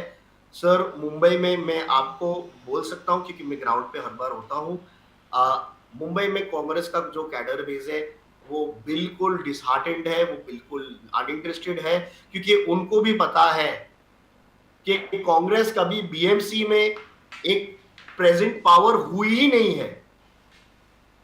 और वो लोग और उनके जो कैडर है, उनको शायद से ये डर है कि कल हम कॉर्पोरेटर किसी को खड़ा कर दे तो वो बीजेपी के पास भाग ना जाए। क्योंकि कांग्रेस के जो सपोर्टर्स हैं और पुराने वोटर्स हैं, वही लोग उनको सामने से बोलते हैं जब वो घर पे जाते हैं कि हम कांग्रेस के हैं। अरे आपके इतने सरकार थे, ये देश में कितने राज्य सरकार थे, क्यों गए वो बीजेपी के पास? तो लोगों को कांग्रेस में कॉन्फिडेंस नहीं है, इसलिए उनका जो कैडर है वो सिर्फ नाम के वास्ते है। उनका कैडर को भी उनकी पार्टी पे ज्यादा कॉन्फिडेंस नहीं है। ये ग्राउंड पे कोई फर्क नहीं है। ग्राउंड पे आम आदमी पार्टी और बीजेपी की लड़ाई चल रही है। Congress as always is a non entity in Mumbai BMC elections. जमाना था जब कांग्रेस MLA इलेक्शन जीती थी, जब MLA इलेक्शन जीती थी तभी भी वो BMC इलेक्शन बहुत बुरी तरह से हारती थी। राइट। तो अभी ना वो एमएलए इलेक्शन जीत पाते हैं, ना वो बीएमसी इलेक्शन जीत पाते हैं, और जहां जीतते हैं वो बीजेपी के साथ जुड़ जाते हैं। तो उनका कैडर, उनका सपोर्ट बेस, उनके पुराने वोटर्स सब नाखुश है। आदित्य पॉल जी, वो दो चीजें, बीजेपी के वोटर्स नाखुश है क्योंकि वो जुमले से थक गए हैं और उनको एक्चुअल रिजल्ट चाहिए। कांग्रेस के वोटर्स नाखुश है क्योंकि कांग्रेस के लिए वो हर बार जब वोट करते हैं बीजेपी में जाते हैं, वोट फॉर कांग्रेस है, वोट फॉर बीजेपी। इसीलिए ये दो वोटर्स ने डिसाइड किया है कि हमें देश के हित में, मुंबई के हित में दोनों पार्टियों को आउट ऑफ द बॉक्स भेजना है और आम आदमी पार्टी को लाना है। all the very best to you, sir. I really love the enthusiasm and I really love the passion in the Aam Aadmi Party. He's full It's of fantastic. enthusiasm, like all the Aam Really Aadmi Party people. Fantastic, full of energy. Really, really and truly wonderful to watch you guys, watch you young people work so hard for the city of Mumbai. Irrespective of whatever happens in the elections, you guys are really doing a wonderful job. Aditya Paul ji, thank you so much for talking to us. Really and truly wonderful. Really and truly wonderful talking to you. Vande Mataram, sir. Thank you. Vande Mataram. That's wonderful. The manner in They- which they- the Aam full of Aadmi Party energy. has been working is fantastic. You know, every cell of But the what body. he said about the Congress, by the way, is not untrue. Let's ask. I think we've got Balaji Gade Saab with us.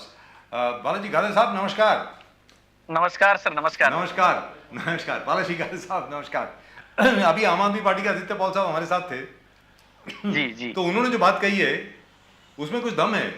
दम ऐसा है कि आपके जितने भी बड़े बड़े नेता हैं मुंबई के, वो तो सब बेचारे कांग्रेस में चले गए हैं। सब देवेंद्र फडणवीस जी के आसपास दिखते हैं सारे के सारे। तो मेरा ये कहना है, गलत बात है। तो मेरा ये कहना है कि कांग्रेस का वोटर कांग्रेस को क्यों वोट देगा अभी बीएमसी में? ये बात बिल्कुल लाजमी है कि भाई हम वोट कांग्रेस को देंगे और जो जीत के आएगा वो बीजेपी में चले जाएगा। ये आप लोगों को किस प्रकार कन्विंस करेंगे कि कांग्रेस का जो कांग्रेस नेता है वो कांग्रेस में ही रहेगा? बालाजी गाड़े साहब। नहीं, ये आम आदमी पार्टी का सोचने का तरीका है, उनका नजरिया है, लेकिन सच्चाई अलग है। किसी का नजरिया सच्चाई नहीं तय कर सकता। यहाँ की जो सच्चाई है, देश के कश्मीर से लेकर कन्याकुमारी तक कांग्रेस का एक वोट बैंक है और यहाँ ये जो वोट बैंक है वो फिक्स है। हाँ, मैं ये मानता हूं कि लोग बीजेपी में हर पार्टी से जा रहे हैं, सिर्फ कांग्रेस से नहीं जा रहे, लेकिन उसके पीछे बहुत सारे रीजन है। वो जो रीजन है उनमें सबसे ज्यादा तो ईडी है, सीबीआई है, और कनपट्टी पे बंदूक रख के अगर कोई कह दे कि बीजेपी में आना है या मरना है तो वो बीजेपी में ही जाएगा। उसी तरह इस देश में विपक्षी दलों के नेताओं को, जो मास लीडर है, उनको डरा कर धमका कर बीजेपी में ले जाया जा रहा है। बात दूसरी ये है कि जो जा रहे हैं उनसे कांग्रेस पार्टी को कोई नुकसान भी नहीं है, क्योंकि जिनको जाना है वो चले जाए। हम फिर से कांग्रेस पार्टी को खड़ा कर रहे हैं। इसमें इस देश की आम आवाम, आम जनता आके मिल रही है, क्योंकि उनको भरोसा है कि इस पार्टी ने देश को खड़ा किया है और जो कांग्रेस ने खड़ा किया उसको मोदी जी बेच रहे हैं। तो फिर से इस देश को खड़ा करने के लिए कांग्रेस ही जरूरी है, ये लोगों को पता है। तो ये आम आदमी पार्टी का जो नजरिया है, मुझे पता नहीं उन्होंने कहां से स्टडी किया है, उनको फिर से इस देश को समझना पड़ेगा, कांग्रेस को समझना पड़ेगा।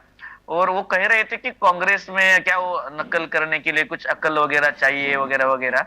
तो उनके जो नेता है वो भी कांग्रेस का ही इतिहास पढ़ के आगे आए हैं। कांग्रेस में इतने अकल वाले लोग हैं, इतने बुद्धिमान लोग हैं कि जिन्होंने इस भारत का संविधान बनाया है। 1991 में जब देश आर्थिक त्रासदी में था, उस वक्त देश को खड़ा किया। ऐसे बहुत सारे मुद्दे हैं जिस वक्त देश को जरूरत थी, उस वक्त कांग्रेस ने देश को खड़ा करने का काम किया है। तो लोग कांग्रेस के साथ है, जो जा रहे हैं उनका कोई रुकावट नहीं, उनके लिए वो जाए। हम फिर से कांग्रेस को खड़ा कर रहे हैं, हमारे नेता राहुल गांधी जी मिलके और हम मिलके। हाँ, एक बहुत बड़ा जबरदस्त है कि राजस्थान का बजट, भले गहलोत साहब ने पुराना बजट पढ़ लिया था, बट जो कंटेंट था नए बजट का बहुत खूबसूरत कंटेंट था। एल्डर सीनियर सिटीजन को पेंशन, गैस 500 रुपए में, महिला स्टूडेंट्स को करीबन 30,000 स्कूटी, 2000 यूनिट फार्मर्स को फ्री, 50% लेडीज को ट्रांसपोर्टेशन फ्री, मेडिकल 25 लाख तक किसी को टोटल फ्री। बहुत खूबसूरत था। गहलोत साहब का जो बजट है राजस्थान के, तो वो अगर आप लोग मुंबई में ऐसे रेप्लिकेट करते हैं और बिफोर टाइम, बिकॉज लेट करने से मतलब नहीं, आज बीजेपी डेवलपमेंट प्लान लेके ऑलरेडी मैदान में उतर गए, देखो हम पूरे ट्रांसफॉर्मेशन कर रहे हैं, मेट्रो है, ये है, वो है। गहलोत जो राजस्थान मॉडल मैं बोल रहा हूं, अगर जो बहुत खूबसूरत अंदाज से किया, अगर मुंबई में आप बीएमसी के लिए भी करें तो आई थिंक आप एक बहुत जबरदस्त इंपैक्ट, जैसे आपने कहा कि कांग्रेस का प्रेजेंस है, कश्मीर से लेकर कन्याकुमारी तक कांग्रेस का प्रेजेंस है, मुंबई में कांग्रेस का प्रेजेंस है, जबरदस्त है, मगर आप थोड़ा ऐसे स्कीम्स लेके पब्लिक के सामने अगर लोग जाएंगे, थोड़ा स्कीम का विवरण किया गहलोत साहब का, और ये पुराना बजट का क्या चक्कर है, वो नया स्कीम ठीक था मगर पुराना बजट पड़ लिया, कैसे गाड़े साहब मुंबई में कैसे इनकॉर्पोरेट करोगे इस चीज को? पहले तो जो पुराने बजट की बात है वो गलतियां हो जाती है, और इंसान है, गलतियां इंसान ही करता है, रोबोट नहीं करता, और ठीक है उसके वो आप समझ सकते हैं, समझदार लोग। लेकिन जो राजस्थान के बजट की जो खूबियां आपने बताई और मुंबई में आप क्या करेंगे उसके ऊपर मैं बोलना चाहूंगा। राजस्थान एक स्टेट है जहां पे किसान और सिटी, रूरल और अर्बनाइज दोनों के लिए एक कंबाइंड बजट उन्होंने दिया है, और उसी तरह का मुंबई के सर्वांगीण विकास के लिए हमारा प्रयास रहेगा। लेकिन अभी जिन लोगों के हाथों में सत्ता है उन लोगों ने तो यहाँ पे बजट पढ़ दिया है, बजट बना दिया है। जो बजट ठेकेदारों के विकास के लिए है, ठेकेदारों के फायदे के लिए, वो बजट तो उन्होंने बना दिया है। बात रही राजस्थान के इस बजट की, जो महाराष्ट्र के लोगों को पता चलनी चाहिए, देश के लोगों को पता चलनी चाहिए, मैं आपके माध्यम से बताना चाहूंगा। जो किसानों के लिए फ्री बीज की योजना उन्होंने लाई है, विद्यार्थियों के लिए है, ये इतनी महत्वपूर्ण तरतूद जो कि सीतारामन जी के बजट में, मोदी जी के बजट में नहीं दिखी। किसानों के लिए वहां पे खास कुछ नहीं था, ना युवाओं के लिए कुछ था, न ही रोजगार की कोई बात थी। लेकिन गहलोत जी के बजट में किसानों को बीज दिया जा रहा है, क्योंकि आपको पता है, आप इतने सालों से पत्रकारिता कर रहे, किसानों के मुद्दे आप यहां से बयां कर रहे, उनका दुख बांट रहे आप माध्यम से, आप दोनों लोग वरिष्ठ पत्रकार हो, तो मैं आपको पता है कि किसान को सबसे ज्यादा इकोनॉमिक, जिसको बोलते हैं कि पैसों की प्रॉब्लम जो है वो जून के महीने में रहती है, जब बुनाई होती है उस वक्त रहती है, और वो सबसे ज्यादा किसान कर्जे में उसी वजह से जाता है क्योंकि उसको खाद और जो बीज है वो लेने के लिए पैसा नहीं रहता। तो राजस्थान सरकार ने किसान की तरह सोचा है, क्योंकि कांग्रेस पार्टी हमेशा किसानों के हित में सोचती आई है, और ये जो सिस्टम है वो सस्टेनेबल कैसे चलता रहे उसकी व्यवस्था इस अर्थ संकल्प में, इस बजट में हुई है कि किसान जो है वो एक 30 से 50 लोगों का एक ग्रुप बनाया जाएगा, उसके बाद उनको फ्रीबीज दिया जाएगा, और वो किसान नीचे वाले किसानों को, छोटे छोटे किसानों को देते जाएंगे। तो ये जो है किसानों के हित की ये बजट है। बाकी आपने सब पढ़ा है, मुझसे ज्यादा आपको पता है, उसी का रेफरेंस लेके, उसी तरह वही नजरिया, वो कांग्रेस पार्टी का ही नजरिया है, वही नजरिया लेके हम मुंबई में भी जाएंगे। लेकिन मुंबई का जहां तक प्रश्न है, मुंबई में ये बात तो बिल्कुल ठीक है कि 27 सालों से कांग्रेस सत्ता में नहीं है बीएमसी में, 27 साल हो गए। तो इन 27 सालों में इसके बावजूद कि स्टेट इलेक्शंस आप जीतते रहे। देखिए साहब, 1999 से लेकर के 2014 तक आपकी सरकार रही महाराष्ट्र में एनसीपी के साथ, लेकिन बीएमसी चुनाव आप हारते रहे।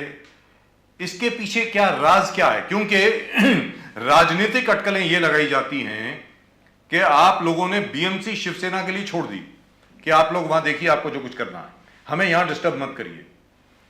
नहीं, ऐसे कुछ किसी के लिए कुछ छोड़ा नहीं जाता।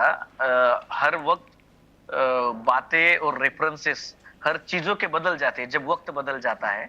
तो अभी तो हम साथ में हैं, शिवसेना और एनसीपी अभी हम साथ में हैं, और मैं ये मानता हूं कि बीएमसी के चुनाव में पिछले कुछ सालों में हमें वहां पे जैसे चाहिए उस तरह का हम सक्सेस पा नहीं पाए हैं। लेकिन स्थानिक स्वराज्य संस्थाओं में इलेक्शन कुछ अलग मुद्दों पे लड़ा जाता है, भाषा के मुद्दों पे, स्टेटवाद, राज्यवाद जिसको बोलते हैं, उस राज्यवाद के मुद्दों पे। हम तो नेशनल पार्टी है, देश को एक साथ लेके चलते हैं। जाति धर्म के नाम पे तो हम देश को बंटवारा नहीं करते देश का, ना ही किसी चैनल के ऑफिस में हम घुसकर उसने हमारे खिलाफ क्यों कोई डॉक्यूमेंट्री की, इसके लिए हम उसके आईटी रेड भी नहीं लगवाते। हम सेक्युलर पार्टी है और देश के लोगों के हित का सोचते हैं। तो आपने जो कहा है कि हम यहाँ पे सत्ता में रहे हैं एनसीपी के साथ महाराष्ट्र में, महाराष्ट्र की सरकार 2014 तक हमारा मुख्यमंत्री यहाँ पे रहा है। हाँ, हम मानते हैं कि बीएमसी में हम कुछ कम रहे, लेकिन अभी भाई जगताप जी हमारे मुंबई के अध्यक्ष हैं, वो बहुत ही ताकत के साथ संगठन को पूरे मुंबई में खड़ा कर रहे हैं। और आने वाले चुनाव में सेना, बीजेपी जो महाविकास आघाड़ी है, महाविकास आघाड़ी हम मिलके यहाँ पे बीजेपी को धोबी पछाड़ कर देंगे। और मोदी जी के जो यहाँ पे जो दौरे हो रहे हैं वो मुंबई के लिए कितने भी क्यों ना वो करे और 10 बार क्यों ना आए। यहाँ पे मैं मुंबई में बैठ के आपके साथ बात कर रहा हूँ। रोज मैं दर्जनों लोगों से मिलता हूँ। यहाँ का टैक्सी वाला जो उत्तर भारतीय है, यहाँ का कोई पोहा बेचने वाला, कोई इडली बेचने वाला जो पूरे देश से आया है, वो मोदी जी को गाली देता है, बीजेपी गवर्नमेंट को गाली देता है। क्योंकि 2014 से पहले वो रात को जब उसका धंधा खत्म कर घर जाता था, उस वक्त वो सुकून के साथ उसके मेहनत लेके जाता था। आज वो दिन भर मेहनत तो करता है लेकिन हाथ में कुछ नहीं बैठता भाई जी। तो इसलिए वो अभी बालाजी गाड़े साहब, बालाजी गाड़े साहब, आप जो मर्जी कह लीजिए, अगर आप वो उत्तर भारतीय टैक्सी वाले की, स्कूटर ऑटो वाले की, इन सब लोगों की अगर आप बात कर रहे हैं, मोदी जी को आपके सामने वो जितना मर्जी कोस लें, कुछ भी कर लें, आखिर में वोट वो जाकर के मोदी जी को ही देते हैं। आज तक तो ऐसा हुआ है। लेकिन दूसरा सवाल, वो पूरा सवाल मैंने नहीं किया, प्रदीप जी भी कुछ पूछना चाह रहे हैं आपसे। मैं एक छोटी सी चीज आपसे पूछ रहा हूं। सर 2014 के पहले 2009 में, ठीक है सर, उसके पहले 2004 में मुंबई शहर में जितनी भी असेंबली सीट्स हैं, सारी असेंबली सीट्स कांग्रेस ने जीती थी। 100% Congress won all the assembly seats in Mumbai, but you could not win the BMC. मतलब इसके पीछे राज क्या है, मेरी समझ के बाहर है। मतलब जो एक्सप्लेनेशन है, जो स्पष्टीकरण है, वो सीधा है। आप लोगों की डील हुई शिवसेना के साथ कि भाई तुम लोग जीत लो। नहीं, ऐसे डील वगैरह कुछ होती नहीं है। लेकिन जैसे मैंने जिक्र किया, अभी कहा थोड़ी देर पहले कि बीएमसी महापालिका के जो इलेक्शंस है, जो चुनाव है, वो चुनाव किसी और मुद्दे पे लड़े जाते हैं, जिसमें स्थानीय आत्मीयता, स्थानीय जिसको क्या कहते हैं, लोगों की इमोशन जो है वो थोड़े से अलग टाइप के होते हैं। तो उसमें हम कम पड़े हैं। कांग्रेस का प्रदर्शन थोड़ा सा कम रहा है, ये मैं मानता हूं। लेकिन हमने सेटलमेंट की थी, ये शिवसेना को दे दो, हम स्टेट लेते हैं। तो स्टेट क्या शिवसेना को नहीं चाहिए था क्या? उनको भी स्टेट चाहिए था। लेकिन ये मुंबई के चुनाव की, यहाँ के मुंबईकर जिसको बोलते हैं, वो मुंबईकर की मुंबई बीएमसी में अलग सोच रहती है और वो शिवसेना के तरफ झुकी है। वो उनका विजय हमें मानना चाहिए। पहले राहुल गांधी जी का जवाब मोदी जी दिया नहीं, पार्लियामेंट में बोले प्राइस राइज का जवाब दो, अनएम्प्लॉयमेंट का जवाब दो, इन्फ्लेशन का जवाब दो, फार्मर्स इनकम डबल नहीं हुआ उसका जवाब दो, पब्लिक सेक्टर अब खत्म करो उसका जवाब दो। तो राहुल गांधी जी का अलग अलग प्रश्न का कोई, फिर अडानी जी पे बात किया, उस पर जवाब नहीं मिला। फिर मल्लिकार्जुन खड़गे अध्यक्ष, उन्होंने 10 प्रश्न पूछे, ये 10 प्रश्न के जवाब दो, बीजेपी नहीं दिया। आज जयराम रमेश जी ने 3 प्रश्न पूछे, उसका भी जवाब। तो क्या दिख रहा है आपको, क्या जवाब देंगे कि नहीं देंगे? ये फिर आज बीबीसी रेड, जिस प्रकार से उनका कहना कि आईटी सर्वे हुआ, तो कांग्रेस का कहना है कि the fundamental rights are under threat, तो इमरजेंसी के याद तो इंदिरा गांधी। तो कैसे आप देखते हो इस चीज को अलग अलग? आपके कोई प्रश्न का जवाब नहीं दे रहे। इसमें मैं थोड़ा सा आपको करेक्ट करना चाहूंगा। मोदी जी जवाब दे रहे हैं लेकिन उनका पैटर्न अलग है। अगर आप पूछते हैं कि महाराष्ट्र की राजधानी कौन सी है, तो वो बताते हैं कि भोपाल है। तो कहते हैं मैंने तो सही आंसर दिया है, क्योंकि भोपाल मध्य प्रदेश की राजधानी है ना। तो वो कह रहे हैं कि महाराष्ट्र की राजधानी मुंबई है, वो छोड़ दीजिए, भोपाल मध्य प्रदेश की राजधानी है कि नहीं ये बताइए। इस तरह का उनका पैटर्न है। जब हम अडानी जी पे सवाल पूछते हैं तो वो कहते हैं कांग्रेस ने भ्रष्टाचार किया है कि नहीं। वो फिर जब हम पूछते हैं कि देश में इतनी बेकारी है वो क्यों है, तो वो सीधा हिंदू मुस्लिम मसले पे चले जाते हैं।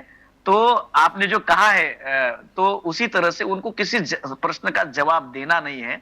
और वो कह रहे थे कि मैं चौकीदार हूं, हम उसी के ऊपर भरोसा रख दे गए कि ये चौकीदार है, लेकिन हमको ये भी मानना चाहिए था कि ये अगर ये चौकीदार है तो इनका मालिक भी कोई होगा। तो अभी समझ में आ रहा है कि इनका मालिक कौन है और किसका घर भरने का काम इस चौकीदार ने किया है।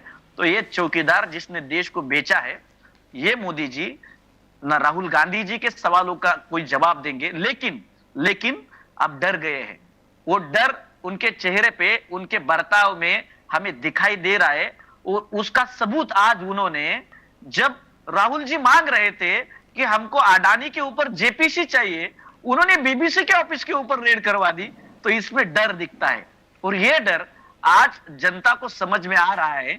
तो मोदी जी किसी भी सवाल का जवाब नहीं देंगे, क्योंकि वो जिस शाखा में पड़े हैं वो आरएसएस में पड़े हैं। और आरएसएस के हेडगेवार गोरवलकर, उनकी संहिता है कार्यकर्ताओं की। और वो कहते हैं, जब वो हाफ चड्डी में थे, अभी तो पैंट में आ गए, फुल पैंट में, उस वक्त से वो कार्यकर्ताओं को, स्वयंसेवकों को ये पढ़ाते आ रहे कि कोई आपको सवाल करे तो उसको जवाब मत दो, वहां से निकल जाओ और 10 नए भोले लोगों को ढूंढो और उनको पागल बनाओ धर्म के नाम पर। ये उनकी पढ़ाई है। तो मोदी जी जवाब नहीं दे रहे तो उसमें कुछ मुझे आश्चर्य की बात नहीं है, क्योंकि उनको यहाँ पर जिसकी आप बात कर रहे हैं, एक मिनट लेट मी कंप्लीट। तो Yes. मोदी जी जवाब नहीं दे रहे इसलिए क्योंकि वो बुनियादी बहुत ही डरपोक आदमी है। उनका जो भाषणबाजी का जो चेहरा है वो वन साइडेड है। वो कभी किसी प्रश्न का सवाल नहीं देते। उनमें हिम्मत नहीं है जनता को, पत्रकारों को और सच्चाई को फेस करने, क्योंकि वो बहुत ही डरपोक आदमी है। लेकिन यहाँ पर ये गाड़े साहब जिसकी आप बात कर रहे हैं, अगर आप अडानी जी की बात कर रहे हैं, तो अडानी जी तो अशोक गहलोत जी से भी मिले हैं। अशोक गहलोत जी ने खुद तारीफ करी है अडानी जी की। शरद पवार जी ने बहुत तारीफ करी है गौतम अडानी जी की। राहुल गांधी से भी मिले हैं अडानी जी। तो आपके कांग्रेस के न जाने कितने नेता हैं, कमलनाथ जी हो गए, दिग्विजय सिंह जी हो गए, वो भी गौतम अडानी से भी मिले हैं। बिल्कुल, लेकिन तो, इन जिन लोगों से मिले हैं जी, वैसे बहुत बढ़िया सवाल आपने पूछा, क्योंकि जो बीजेपी की पेड ट्रोलर गैंग जो है, जो सोशल मीडिया पे बैठी है, वो लोगों में यही संभ्रम फैला रही है कि ये तो सभी से मिलते हैं, मोदी जी मिले तो उसमें क्या हर्ज है। तो अडानी जी गहलोत जी से मिले, राहुल जी से मिले, लेकिन राहुल जी ने एसबीआई को फोन करके नहीं बताया ना उनके ऊपर प्रेशर क्रिएट किया कि भाई ये मालूम नहीं है मुझे, ये इसका कोई प्रमाण नहीं है कि स्टेट बैंक ऑफ इंडिया को किसी प्रधानमंत्री ने फोन किया होगा। लेकिन राहुल गांधी तो ऐसा फोन कर ही नहीं सकते। राहुल गांधी आज तक कभी ना मंत्री रहे ना प्रधानमंत्री रहे, तो राहुल गांधी किसको फोन करेंगे? राहुल गांधी तो मात्र खासदार रहे, एमपी रहे। तो वो हम पिछले अभी 10 साल हो जाएंगे 24 में, 9 सालों से सत्ता में नहीं है जी। ना उसके पहले राहुल गांधी कभी मिनिस्टर थे, ना ही शरद पवार साहब ने किसी श्रीलंका से या ऑस्ट्रेलिया के साथ बात की कि बाबा ऐसा ऐसा कर्जा दे दिया जाए। सर इसका क्या प्रमाण है? मुझे ये समझ में नहीं आता है। इसका प्रमाण क्या है सर? प्रूफ क्या है इसका? एविडेंस तो होनी चाहिए ना कुछ। तब इसका मतलब ये हुआ कि मैं अभी आपके चैनल के साथ बात कर रहा हूं और कल किसी भ्रष्टाचार के आरोप में मैं चला जाऊं, तो ये मतलब ये हो रहा है कि मैं प्रदीप जी के साथ और आपके साथ बात कर रहा था, आप भी मेरे साथ हो, मैं आपसे मिला हुआ और इसी चैनल ने मुझे सपोर्ट किया। ये तो इसमें कुछ तो तथ्य नहीं है ना। तो इसी तरह की ये चर्चा है। तो ये बात का बतंगड़ कैसे बनाया जाए, ये बीजेपी के साथ सीखना चाहिए। लेकिन अभी कांग्रेस ने पैटर्न हमारा बदल दिया है। बीजेपी ने आपका भी पैटर्न बीजेपी वाला हो गया है? नहीं सर, नहीं। हमारा पैटर्न जो है वो भारतीय है, लोकशाही वाला हो गया है। सर मैं एक मिनट ज्यादा लेके एक एग्जांपल देके बीजेपी ने क्या किया वो समझाना चाहूंगा। बीजेपी ने क्या किया, भारत की राजनीति का ग्राउंड बदल दिया। वो इस तरह से बदल गया, एक एग्जांपल दूंगा कि भारत हॉकी में बहुत मास्टर था, भारत को कोई हरा नहीं पाता था। मेजर ध्यान जी जादूगर कहे जाते थे, आपको पता होगा। उस वक्त हम पैदा भी नहीं हुए थे, लेकिन आपको पता होगा। तब यूरोपियन लोगों ने भारत को जब हरा नहीं पा रहे थे, उस वक्त इनको कैसे हराया जाए उस वक्त स्टडी किया और उसके बाद समझ में आया कि भारतीय टीम जो खेल रही है उनके तरीके जो है, उन तरीकों को बदलना चाहिए। उन्होंने तरीके बदल के देखे और उन तरीकों के साथ भारत को डिफीट किया, लेकिन वो हरा नहीं पाए। तब यूरोपियन देशों ने ग्राउंड बदल दिया, जो हम ग्रीन ग्रास पे खेलते थे वो जी। ग्रीन ग्रास निकाल दिया और मैट के ऊपर मैच अभी होती है। भारत उस वक्त से नए ग्राउंड पे पुराने तरीके के साथ खेल रहा है, इसीलिए अभी तक हम उस ऊंचाई तक जो पीछे थी वो पा नहीं पाए। उसी तरह बीजेपी ने इस देश की राजनीति का ग्राउंड तत्वों से, बुनियादी मुद्दों से हटाकर धर्म और जाति की राजनीति के ग्राउंड पर लाके खड़ा कर दिया है और हम उसी तत्वों के साथ, उसी आदर्शों के साथ उनके साथ डिफेक्ट कर लेते। लेकिन अभी हमने तय किया है कि बीजेपी के बेबुनियाद सवालों को नजरअंदाज करके लोगों के मुद्दे, लोगों का दुख, लोगों के प्रश्न हम संसद में, रस्ते पे और हर कार्यक्रम में रखेंगे और बीजेपी उसका जवाब देगी, क्योंकि बीजेपी को हमने ड्यूटी दी है, हमने चुना है हमारे सवालों का जवाब देने के लिए। और वही राहुल जी ने उस दिन संसद में किया है कि भाई यह सवाल है और आप जवाब दीजिए, और उससे मोदी जी भाग गए और अभी वो डर गए हैं।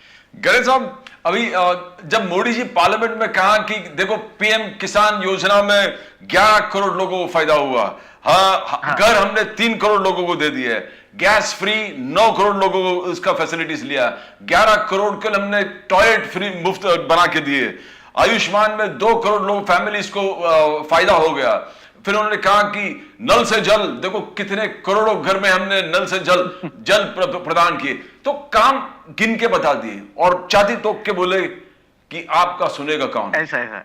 अरे तो ये कॉन्फिडेंस है कि एरोगेंस है कि कांग्रेस के आपके एलिगेशंस को सुनेगा कौन? 80 करोड़ लोगों को मैंने खाना खिलाया हूं, फ्री राशन, और भी खिलाऊंगा। तो मतलब कि इन गरीबों के लिए मैंने इतना त्याग किया, इतना बलिदान किया, इतना काम किया, बोले कांग्रेस आपका सुनेगा कौन? तो ये एरोगेंस है या कॉन्फिडेंस है कि भाई मैंने देखो काम किए? इसमें सर एरोगेंस भी है, अज्ञान भी है, अज्ञान भी है, जिसको हिंदी में अज्ञान बोलते हैं, अज्ञान भी है और एरोगेंस भी है। और एरोगेंस तभी आता है जब अज्ञान होता है। मोदी जी को जब वो प्रधानमंत्री बने उसके 2 साल पहले अगर अन्न सुरक्षा विधेयक पढ़ लेते तो पता चल जाता कि वो किसका सपना था और किसने किया है। ठीक है, मोदी जी तो ज्यादा पढ़ते नहीं, वो तो क्या टेलीप्रॉम्प्टर लगा रहता है उनके सामने, अलग बात है, उसके ऊपर वो देश को पता है। लेकिन ये जो अरोगेंस है वो लोगों को धमका रहे, मैंने फ्री में दिया है। तो मैंने पिछली चर्चा में भी कहा था कि इस देश में जब भारत स्वतंत्र हुआ उस वक्त आजादी मिली, उस वक्त ना सड़कें थी, ना स्वच्छ जल था, ना पानी था, ना शिक्षा थी। इस देश में 1947 में, सिर्फ मैं शिक्षा के कुछ आंकड़े यहाँ पे गिनवाता हूं, जब भारत स्वतंत्र हुआ उस वक्त इस देश में कुल मिला के 20 विद्यापीठ थे यहाँ पे, और कुछ चुनिंदा महाविद्यालय इस देश में थी, ज्यादा कुछ नहीं था। लेकिन आज इस देश में 90 से ज्यादा डीम्ड यूनिवर्सिटी, अभी उनकी संख्या कुछ बढ़ गई है, पिछले आंकड़े है। उसके बाद 250 से ज्यादा स्टेट यूनिवर्सिटीज है, नेशनल यूनिवर्सिटीज है, 34,000 महाविद्यालय जिसको हम हायर एजुकेशन जहां पे मिलते, कॉलेजेस है। इतना बड़ा साम्राज्य कांग्रेस ने लोगों के हित में खड़ा किया। तो कांग्रेस ने कभी ये गिनवाए नहीं, हमने बस हम उतनी गलती हमारी हुई कि हमने काम गिनवाए नहीं। तो मोदी जी का ये जो अरोगेंस है वो बहुत, ये जिसको बोलते हैं नहीं, भारत के विकास में आपने बेचा कितना उसकी लिस्ट गिनवाइए मोदी जी, आपने बेचा कितना वो लिस्ट आप गिनवाइए। लोगों को आपने मुफ्त में खाना खिलवाया, तो उसमें क्या बड़ा उनके ऊपर एहसान नहीं किया। और दूसरी बात मैं भूल जाऊंगा, वो पहले कह दूंगा कि मोदी जी जो कह रहे हैं कि किसानों को इतना फायदा करवाया, इतने पैसे दे रहा हूं, ठीक है ना, एक तरफ से वो 6,000 रुपए अकाउंट में डाल रहे, साल के जो भी है 6,000 12,000 अकाउंट में डाल रहे, और दूसरी तरफ से 2014 में हमारा किसान खाता है मैक्सिमम सोयाबीन का तेल खाता है या फिर पाम तेल खाता है, और ज्यादा से ज्यादा मिडिल क्लास वाला हो जो सनफ्लावर ऑयल खाता है या फिर कोई मूंगफली का भी खाता है। उसके रेट 70 रुपए किलो 2014 में थे, मूंगफली के तेल के 100 रुपए या 90 रुपए थे, अभी वही 170 रुपए किलो में वो ले रहा है। तो मोदी जी ऐसे एक चवन्नी दे रहे हैं और इधर से उस किसान के गिरेबान में हाथ डाल के 10 रुपए निकाल ले रहे हैं। तो ये जनता को समझ लेना चाहिए, और आपके माध्यम से मैं ये जनता तक पहुंचाना चाहता हूं कि ये जो मोदी जी है, वो आपको याद होगा कि हमारे बचपन में वो गांव में ऐसे ही कुछ लोग आते थे और छोटे बच्चों को कुछ छोटा आमिष दिखा के उनसे पैसे हट लेते थे। उसी तरह किसानों को यहाँ पे चवन्नी देने का आमिष दिखाकर उनसे उनकी मेहनत और हक छीन रहे हैं और वो छीन के देश को बेच रहे हैं। तो ये अभी जनता समझ चुकी है और जनता आने वाले चुनाव में उनका परिणाम देगी सर जी। इस साल ही 10 और चुनाव हैं सर, इस साल जी इसी नौ- बरस में जी जी हाँ, 9 और बच गए, त्रिपुरा के हाँ, चुनाव हाँ। को इंक्लूड करके 10 चुनाव हैं। इसमें आपको जी। क्या लगता है कि कांग्रेस की परफॉर्मेंस कैसी रहेगी सर? सर बहुत बढ़िया रहेगी इसमें, क्योंकि अभी भारत जोड़ो यात्रा का जो हमारा मकसद था राहुल जी का, वो पॉलिटिकल नहीं था सर। जो मैंने एग्जाम्पल दिया था कि जो ग्राउंड बदल दिया था। जब भी सर हम टीवी लगाते हैं तो ऐसा लगता है कि एक देश में हम घर से बाहर निकलो तो युद्ध छिड़ गया है। जो टीवी के ऊपर पत्रकार उछल उछल के बोलते हैं बहुत कम, अपवाद आपके जैसे छोड़ के, ऐसे लगता है कि साला अंदर से एंकर निकलेगा और पाकिस्तान के किसी टेररिस्ट को पकड़ के एक घूसा दे देगा, ऐसा लगता है हमको। लेकिन ठीक है, तो जो इस देश में माहौल बना है, आपके सवाल पे आऊंगा मैं, थोड़ा सा ये बता के आता हूं। तो ये जो माहौल बनाया हुआ है कि मायूसी है, डर है, क्या चल रहा है उसका फ्रस्ट्रेशन है, और लोग एक सदमे में जी रहे हैं, जी। जिसको पॉलिटिकल भाषा में इटली के एक पॉलिटिकल थिंकर है एंटोनियो ग्राम्सी, उन्होंने कल्चरल और पॉलिटिकल हेजिमनी कहा है। उस हेजिमनी में इस देश को इस बीजेपी ने धकेल दिया है।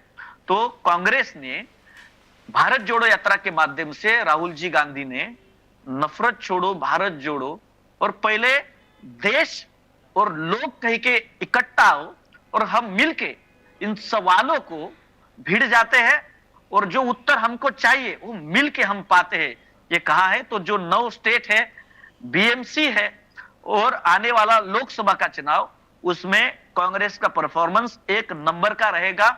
हम यहां पर स्थानीय पार्टियों एक को, चीज पूछना एक मिनट चाहेंगे। सर, हम जी। स्थानीय पार्टियों को, स्टेट पार्टियों को, नेशनल के विपक्षी दलों को हम इकट्ठा लाएंगे।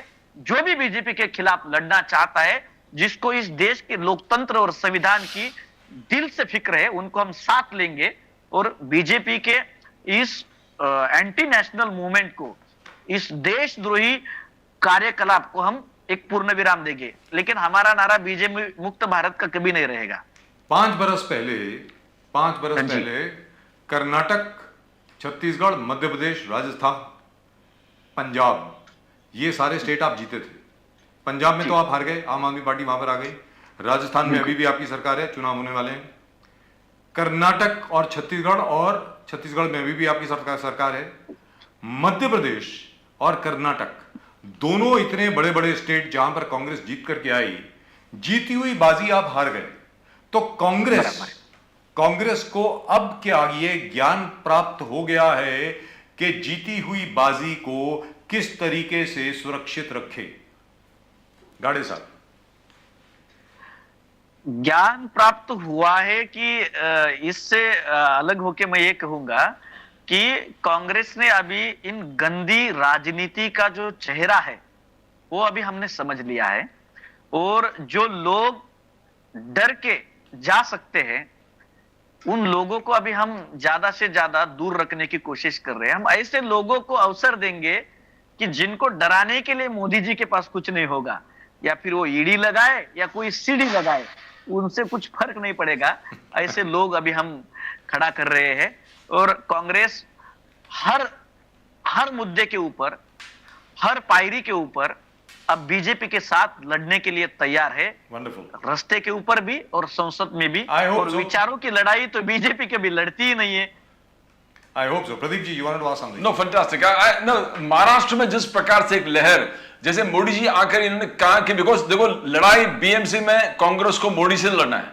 मोदी जी 2 बार आ चुके हैं और भी बार आएंगे, और जिस प्रकार से डेवलपमेंट प्लान्स अनलीश किया है महाराष्ट्र में और मुंबई में, वो गिन के आपको भी मालूम है, बुलेट ट्रेन से लेके 14 मेट्रो रेल से लेके ट्रांस हार्बर ले, सी लिंक से लेके एवरीथिंग हैज बीन डिक्लेयर्ड। ये एक सच्चाई है, ये एक सच्चाई है कि डेवलपमेंट है और दिख रहा है।